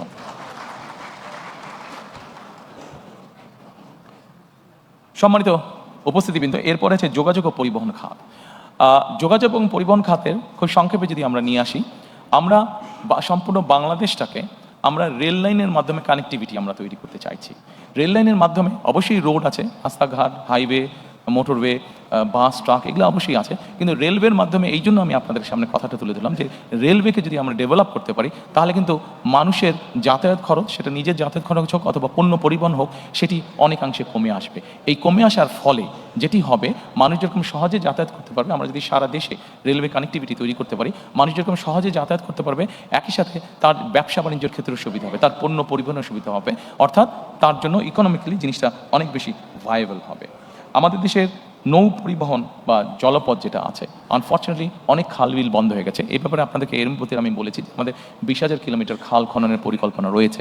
এই খাল খননের মাধ্যমে একই সাথে বিভিন্ন নদীগুলোকেও যদি আমরা সক্ষম হই ড্রেজিং করা বা খনন করার জন্য, আমরা প্রত্যাশা করি যে আমরা যে নৌপথে চলাচলের ব্যবস্থাটাকে আমরা অনেক ডেভেলপ করতে পারবো। কারণ আমাদের দেশটা এমনি একটু পপুলেশন বেশি, শুধু রোড কমিউনিকেশন দিয়ে আমরা সকলের যাতায়াত ব্যবস্থা নিশ্চিত করতে পারবো না। কাজে আমাদের যত অল্টারনেটিভ আছে সবগুলো উপায়কে আমাদের দেখতে হবে, সবগুলো উপায়কে আমাদের ব্যবহার করতে হবে। সম্মানিত উপস্থিতিবৃন্দ, এরপরে আপনাদেরকে আমি অনুরোধ করব এই চ্যাপ্টারে আইসিটি, এই ডিপার্টমেন্টে আইসিটি যেই চ্যাপ্টারটি আছে সেটা দেখার জন্য। আমি খুব সংক্ষেপেই যাচ্ছি, অনেকক্ষণ সময় নিয়ে নিয়েছি আপনাদের। আইসিটিতে আমরা আমাদের যেই পরিকল্পনা সেটা হচ্ছে সাইবার নিরাপত্তা এবং এআই সহ 5টি খাতে আমরা পরিকল্পনা গ্রহণ করছি 2 লক্ষ, এবং ফ্রিল্যান্সিং ও কন্টেন্ট ক্রিয়েশনে আমরা 8 লক্ষ, অলটুগেদার অ্যাবাউট 10 লক্ষ কর্মসংস্থানের আমরা চিন্তা ভাবনা করছি। আমাদের ইয়াং জেনারেশন, যেমন ধরেন আমাদের ইয়াং জেনারেশন যারা সে কন্টেন্ট ক্রিয়েশনের কাজ করে থাকেন, আপনাদের অনেকেই জানা আছে সাউথ কোরিয়া যে দেশটি, এরা এখানে যারা ইয়াং জেনারেশন আছে এরা কন্টেন্ট ক্রিয়েশনে খুব ভালো করে থাকে, এবং খুব সম্ভবত গত বছর তাদের শুধু কন্টেন্ট ক্রিয়েশন থেকেই তাদের ইনকাম ছিল, দেশের ইনকাম ছিল প্রায় $12 বিলিয়ন। কাজে তারা যদি পারে, আমাদের ইয়াং জেনারেশন না পারার কোনো কারণ নেই। আমাদের কিছু পলিসিগত বিষয় আছে, সেই পলিসিগুলোকে আমাদেরকে সঠিকভাবে গ্রহণ করতে হবে। পলিসিগুলো গ্রহণ করার মাধ্যমে আমরা যদি এই ছেলে মেয়েদেরকে ট্রেনিং দিতে পারি, একটু তাদেরকে বিভিন্নভাবে সহযোগিতা করতে পারি, আমরা দৃঢ়ভাবে বিশ্বাস করি যে এখানে 8 লক্ষ আমরা বলেছি, 8 লক্ষের বেশি আমরা তৈরি করতে পারবো, এবং প্রচুর পরিমাণ বৈদেশিক মুদ্রা আমরা এখান থেকে অর্জন করতে সক্ষম হব। আমরা সবার জন্য এখানে বলেছি দ্রুত এবং নির্ভরযোগ্য ইন্টারনেট, বিনামূল্যে উচ্চগতির দ্রুত এবং ইন্টারনেট। বিনামূল্যে কিভাবে আমরা প্রোভাইড করতে চাই, ওটার ভিতরে ছোট্ট যে সিক্রেটটা আছে এটা আমি আপনাদের সামনে তুলে ধরেছি। কাজেই এটিতে আমি আবার রিপিট করলাম না, সময় নষ্ট হবে। সম্মানিত উপস্থিতিবৃন্দ, আমাদেরকে একটি বিষয়ে খুবই সিরিয়াস হতে হবে। এই বিষয়টিতে আমাদের বহু মানুষ কষ্ট পাচ্ছেন, বিশেষ করে নারী সমাজের সদস্যরা, তাদেরকে বিভিন্নভাবে হেনস্থা করা হচ্ছে। সেটি হচ্ছে জাতীয় সাইবার নিরাপত্তা, সাইবার বুলিং এবং নাগরিক তথ্য, বিশেষ করে সাইবার বুলিং। আমাদের নারী সমাজের সদস্যরা বিভিন্নভাবে সাইবার বুলিংয়ের শিকার তারা হচ্ছে। কাজেই এ ব্যাপারে আমাদেরকে কঠোর পদক্ষেপ গ্রহণ করতে হবে, আইনগুলোকে আমাদের ঠিক করতে হবে, এবং শুধু আইন ঠিক না, আইন যাতে সঠিকভাবে কাজ করে সেই পদক্ষেপ আমরা গ্রহণ করব, যাতে বুলিংয়ের শিকার কেউ না হয়। যারা বুলিং করবে তাদেরকে অবশ্যই দেশের আইন অনুযায়ী শাস্তি পেতে হবে, এটি আমাদেরকে যে কোনো মূল্যে নিশ্চিত করবো আমরা। এরপরে এখানে একটি উল্লেখ করে নেই আপনাদের সামনে, আপনাদের অনেকেরই জানা আছে, তারপরে আমি উল্লেখ করছি। বাংলাদেশে এই মুহূর্তে যে আইসিটি মিনিস্ট্রি আছে, আপনাদের অনেকেরই জানা আছে, এই আইসিটি মিনিস্ট্রি খুব সম্ভব 3 সাল পর্যন্ত এটি অন্য সায়েন্স অ্যান্ড টেকনোলজি মিনিস্ট্রির সাথে খুব সম্ভব এটি সম্পর্কিত ছিল।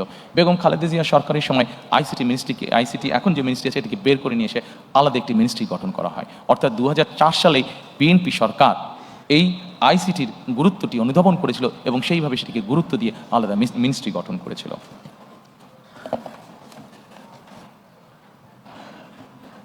সম্মানিত উপস্থিতিবৃন্দ, এরপরে রাজস্ব আয় ও ব্যবস্থাপনা আছে। রাজস্ব আয় এবং ব্যবস্থাপনার মধ্যে অনেকগুলো সেক্টর আছে, আমি আলোচনায় যাব না, ডিটেইল আলোচনায় যাব না, আমি শুধু একটা কথাই বলবো। সম্মানিত উপস্থিতিবৃন্দ, একটি দেশ পরিচালনার জন্য অবশ্যই অর্থের প্রয়োজন হয়, রিসোর্সের প্রয়োজন হয়। আমাদের দল আমরা মনে করি আমরা যদি আমাদের সরকার মানুষের কর্মসংস্থান যত বেশি তৈরি করতে পারবে, বিনিয়োগের অবস্থা যত বেশি তৈরি করতে পারবে, যত বেশি মানুষকে বিনিয়োগ করাতে পারবে, অটোমেটিক নর্মালি সরকারের রাজস্ব বৃদ্ধি পাবে।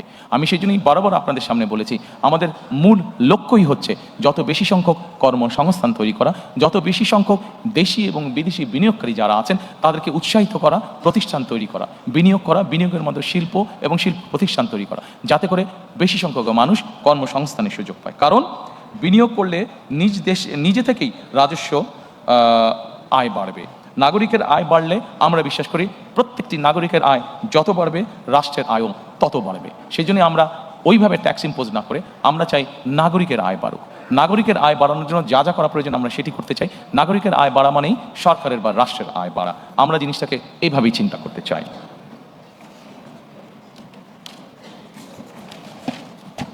এরপরে সম্মানিত উপস্থিতিবৃন্দ, আপনাদেরকে অঞ্চল ভিত্তিক সুষম উন্নয়নের মধ্যে আমি নিয়ে যেতে চাই।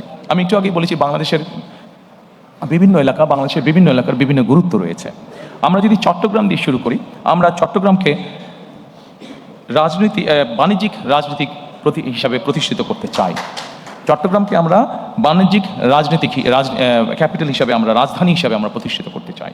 ঠিক একইভাবে সম্মানিত উপস্থিতিবৃন্দ, উত্তর অঞ্চল, আমরা সকলেই জানি যে বাংলাদেশের উত্তর অঞ্চল হচ্ছে একটি কৃষি নির্ভর এলাকা। কাজে এই কৃষি নির্ভর এলাকা যেহেতু, সেই জন্যই আমরা চাই উত্তর অঞ্চলে কৃষি রিলেটেড কি ইন্ডাস্ট্রি হতে পারে, সেই ধরনের ইন্ডাস্ট্রি যারা এরই ভিতরে করছেন বা করতে চান, সেই মানুষগুলোকে আরও প্যাট্রোনাইজ করা, এনকারেজ করা, যাতে তারা সেই ধরনের শিল্প তারা গড়ে তুলতে চান। এর ভিতরে আমি আপনাদের সামনে তুলে ধরেছি যে বরেন্দ্র অঞ্চল যেটা আছে, বরেন্দ্র প্রজেক্ট যেটা আছে, সেটিকে আমরা পুনরায় চালু করতে চাই। এর বাইরে আমি এর ভিতরেই বলেছি যে আম সংরক্ষণ, যেমন আমাদের প্রচুর আম হয় রাজশাহীতে, প্রচুর আম হয় চাঁপাইনবাবগঞ্জে, এই আমগুলোকে কিভাবে প্রিজার্ভ করা যায়, বা আমগুলোকে যেগুলো আম নষ্ট হয়ে যেতে পারে সেগুলো নষ্ট হওয়ার আগে বাই প্রোডাক্ট কী তৈরি করা যেতে পারে, কৃষি সংক্রান্ত আরও যেগুলো বিভিন্ন পণ্য উৎপন্ন হচ্ছে সেগুলোকে কীভাবে বাই প্রোডাক্ট করা যেতে পারে। প্রচুর আমাদের আলুর প্রোডাকশন হয়, আলুর বাই প্রোডাক্ট কী হতে পারে, সেই ধরনের ইন্ডাস্ট্রিগুলোকে গ্রো করতে সহযোগিতা করা। গ্রো করার মাধ্যমে একদিকে যেরকম ইনভেস্ট হবে, ঠিক একইভাবে প্রচুর কর্মসংস্থানের ব্যবস্থা হবে। এরপরে আমাদের যে হাওড় বাওড় আছে, এরপরে যেটি স্লাইড সেটিতে আমি যাওয়ার অনুরোধ করব। আমাদের দেশের বিভিন্ন জায়গায় বিভিন্ন হাওড় বাওড়ের কারণে বিভিন্ন প্রাকৃতিক দুর্যোগ বা বন্যা হয়ে থাকে। এই প্রাকৃতিক দুর্যোগ এবং বন্যাকে নিয়ন্ত্রণ করার জন্য অবশ্যই আমাদের টেকসই বাঁধ দরকার, এবং ব্লু ইকোনমি, এটির মাধ্যমে আমাদের হাওড় বাওড় জায়গাগুলো আবার দেখতে অনেক সুন্দর, দেখতে যেহেতু সুন্দর এইগুলো, সেই জন্য এগুলোর মাধ্যমে আমরা এগুলোকে প্রোটেক্ট করার মাধ্যমে আমরা উপকূল উন্নয়ন বোর্ড গঠনের একটি পরিকল্পনা আমাদের আছে। এই উপকূল উন্নয়ন বোর্ড গঠনের মাধ্যমে আমরা ব্লু ইকোনমি এবং পর্যটনকেও এখানে এনকারেজ করতে চাই। এরপরে আপনাদেরকে আমি অনুরোধ করব যে নগরায়ণ ও আবাসন এবং নিরাপদ টেকসই ঢাকা বিনির্মাণ। সম্মানিত উপস্থিতিবৃন্দ, ঢাকা পৃথিবীর যে কোনো দেশের রাজধানী থেকে অত্যন্ত পপুলার একটি জায়গা। এখন কেন মানুষ ঢাকায় আসছে? ঢাকায় মানুষ এসে বসবাস করছে অনেকগুলো কারণে। সন্তানের চিকিৎসা, বাবা মায়ের চিকিৎসা, সন্তানের লেখাপড়া, জব সিকিউরিটি, এনভায়রনমেন্ট, সব কিছু মিলিয়ে মানুষ ঢাকাতে কিছুটা বেটার ফিল করে। কিন্তু আমরা যদি এই ফ্যাসিলিটিগুলো আমরা বিভিন্ন জায়গায় আমরা তৈরি করতে পারি, ঢাকার আউটস্কার্টে যদি আমরা যেই ডিস্ট্রিক্টগুলো আছে সেখানে যদি তৈরি করতে পারি, এবং সেখানে যদি খরচ কম হয় একজন মানুষের থাকার, সেখানে যদি ভালো স্কুল থাকে, সেখানে যদি ভালো ট্রিটমেন্টের ব্যবস্থা থাকে, সেখানকার পরিবেশটা যদি সিকিউর হয়, তাহলে আমরা মনে করি যে মানুষ সেখানেই থাকবে। হ্যাঁ, এখানে একটি বিষয় আছে, সেখানে থাকবে কিন্তু কাজ করবে কোথায়? কাজ সে ঢাকায় করতে পারে। আমি একটু আগে আপনাদেরকে আমি বলেছি যে আমরা চাই রেল লাইনটাকে ডেভেলপ করার জন্য, আমাদের পাবলিক ট্রান্সপোর্টটা। এখন এই মুহূর্তে ঢাকা থেকে চট্টগ্রাম যে রেলগাড়িটা আসে, সেটার গতি 35 থেকে ম্যাক্সিমাম 40 মাইল। কিন্তু এটাকে যদি ঘন্টায় আমরা রেল লাইন যেটা আছে সেটাকে আমরা সঠিকভাবে তৈরি করে এটাকে যদি ঘন্টায় আমরা 80 মাইলে নিয়ে আসতে পারি বা 100 মাইলের কাছাকাছি নিয়ে আসতে পারি, তাহলে কিন্তু চট্টগ্রাম থেকে ঢাকায় আসতে আপনার 2-2.5 ঘন্টার বেশি লাগার কথা না। এবং 2-2.5 ঘন্টা যদি লাগে, তাহলে সময় লাগে, তাহলে যে কোনো মানুষ সেখান থেকে এসে ব্যবসা বাণিজ্য বা যেই কাজ থাকুক সেরে আবার একই দিনে ফিরে যেতে পারবে। ঠিক এইভাবে আমরা যদি ঢাকার আশেপাশের সিটিগুলোতে আমরা স্যাটেলাইট টাউন গড়ে তুলতে পারি এবং সেখানকার সাথে যদি রেল কমিউনিকেশন আমরা তৈরি করতে পারি এবং মোটামুটি 1 ঘন্টা 45 মিনিটের মধ্যে মানুষ আসা এবং যাওয়া যদি করতে পারে, তাহলে আমরা ধারণা করছি যে বহু মানুষ তখন ঢাকা শহরে আর থাকবেন না। যেই ফ্যাসিলিটি ঢাকা শহরে আছে সেগুলো আমরা ওখানে দিতে পারবো এবং তার যেহেতু যাওয়া আসার জন্য ইজি হবে, তখন সেই মানুষগুলো তারা ওখানেই থাকবেন। শুধু যার কর্মস্থল ঢাকায় সে শুধু আসবেন, এসে কাজ শেষ করে আবার চলে যাবেন। পৃথিবীর অনেক উন্নত দেশগুলোতে এভাবে মানুষ করে থাকে। যদি তারা করতে পারে তাহলে আমরা কেন করতে পারবো না? এটি আমাদের একটা চিন্তা ভাবনা আছে। এরপরে সম্মানিত উপস্থিতিবৃন্দ, আমি আপনাদেরকে অনুরোধ করব পর্যটন খাত দেখার জন্য। অনেকেই আমরা দেখি যে আমাদের দেশে কক্সবাজারের মানুষ যাচ্ছে, আমাদের দেশে আরও কয়েক জায়গায় মানুষ যাচ্ছে, কিন্তু আমরা যদি খেয়াল করে দেখি কক্সবাজারে যে পরিমাণ মানুষ যাচ্ছে, সুন্দরবনে সে পরিমাণ মানুষ যাচ্ছে না। যাচ্ছে, কিন্তু সুন্দরবন কিন্তু অনেকগুলো ছোটো ছোটো প্রাইভেট সেক্টরে অনেক ছোটো ছোটো কিন্তু ট্যুরিস্ট স্পট হয়েছে। কেন যাচ্ছে না?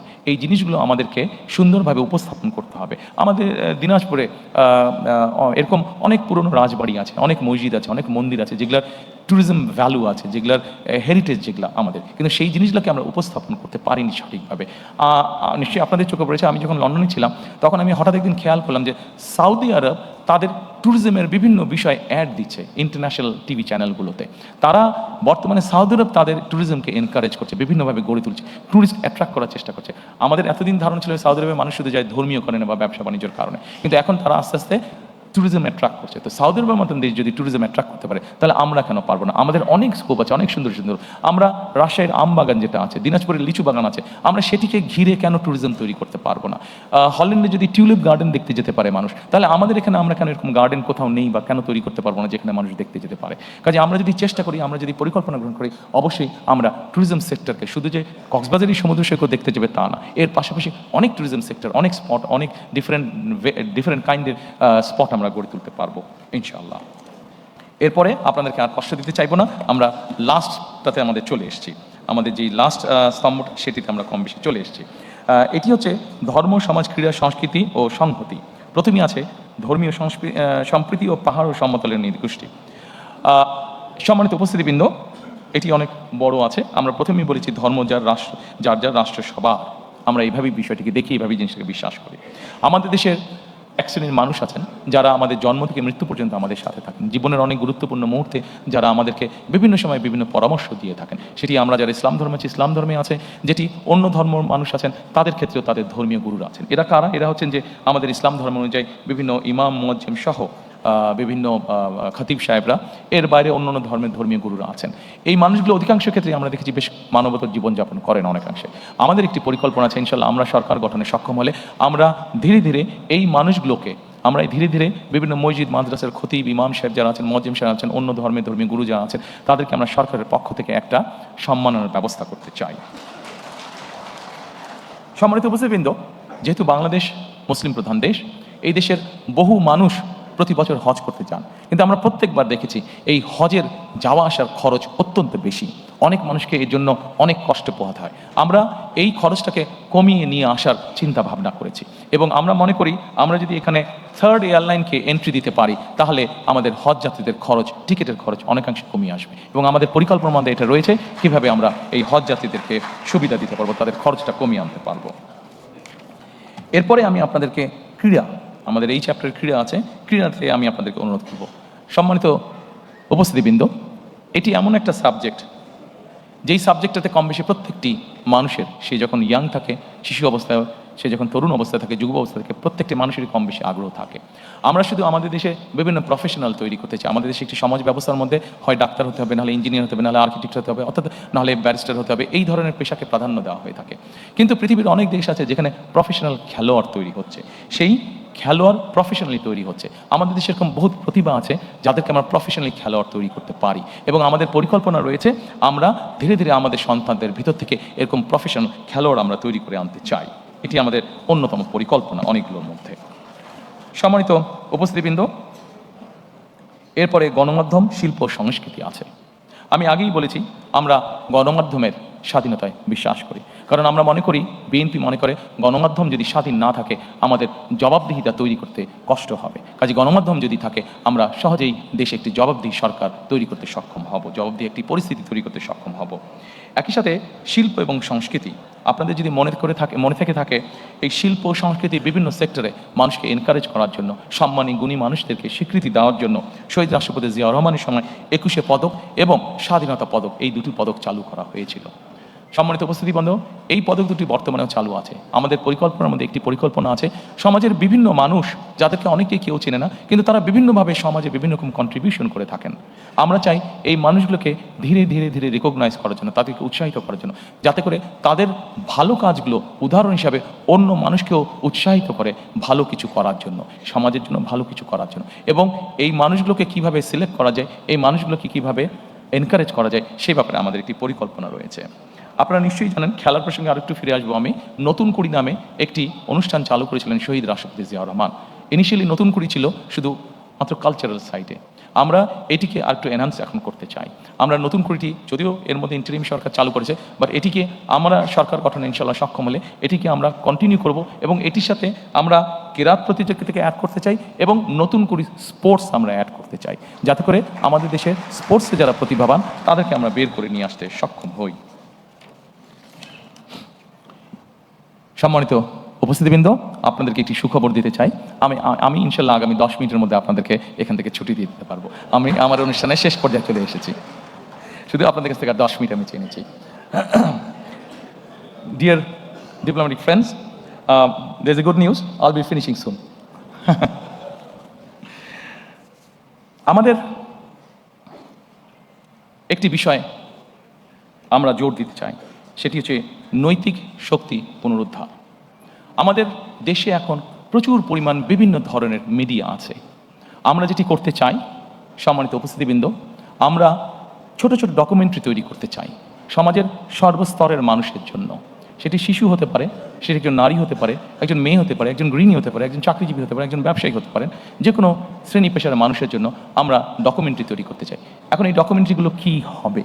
এই ডকুমেন্টারিগুলো আমরা তৈরি করতে চাই সামাজিক এবং ধর্মীয় মূল্যবোধকে সামনে রেখে। আমরা দেশের মধ্যে, সমাজের মধ্যে, পরিবারের মধ্যে আমরা সামাজিক মূল্যবোধ, ধর্মীয় মূল্যবোধকে আমরা দৃঢ়ভাবে ধারণ করতে চাই। আমাদের দেশে আমাদের সামাজিক মূল্যবোধ রয়েছে, আমাদের অনেক ধর্মীয় মূল্যবোধ রয়েছে, যেগুলোকে আমরা যদি ধারণ করতে সক্ষম হই তাহলে আমরা ধীরে ধীরে একটি সুন্দর, একটি শান্তিপূর্ণ সমাজ, পরিবার, দেশ গঠনে সক্ষম হব বলে আমরা দৃঢ়ভাবে বিশ্বাস করি। একদম শেষে শেষ করে দেবার আগে সম্মানিত উপস্থিতিবৃন্দ, আপনাদেরকে আবারও আমি আন্তরিকভাবে ধন্যবাদ জানাতে চাই আমার এবং আমার দলের পক্ষ থেকে, কারণ আপনারা সকলে কষ্ট স্বীকার করে অনেকক্ষণ সময় ধরে এখানে বসে আছেন। শেষ যেই কথাটি বলে আমি আপনাদের কাছ থেকে আজকে বিদায় নেব, আমাদের এই ম্যানিফেস্টো পর্বটি আজকে শেষ করব। সেই কথাটি হচ্ছে, আপনাদের সামনে আমি এতক্ষণ পর্যন্ত যত প্ল্যান, প্রোগ্রাম, কর্মসূচি, পরিকল্পনা উপস্থাপন করছি তার কোনো কিছুই করা সম্ভব হবে না যদি না আমরা 3টি বিষয়ের উপরে সর্বোচ্চ অগ্রাধিকার না দেই। সম্মানিত উপস্থিতিবৃন্দ, আমি ব্যক্তিগতভাবে একজন মানুষ হিসেবে, একজন রাজনৈতিক কর্মী হিসেবে আমি মনে করি দুর্নীতি, আইনের শাসন এবং জবাবদিহিতা। আমরা যদি এই 3টির ব্যাপারে, যারাই সরকার গঠন করবেন, আমরা যদি এই 3টির ব্যাপারে কঠোর পদক্ষেপ গ্রহণ না করি তাহলে আমরা আমাদের কোনো পরিকল্পনাকেই সফল করে গড়ে তুলতে পারবো না।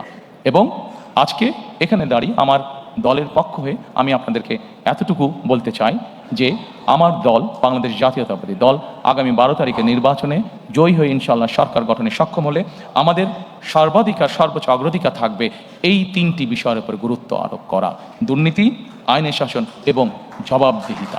যে কোনো মূল্যে আমরা এটিকে সর্বোচ্চ অধিকার দিব।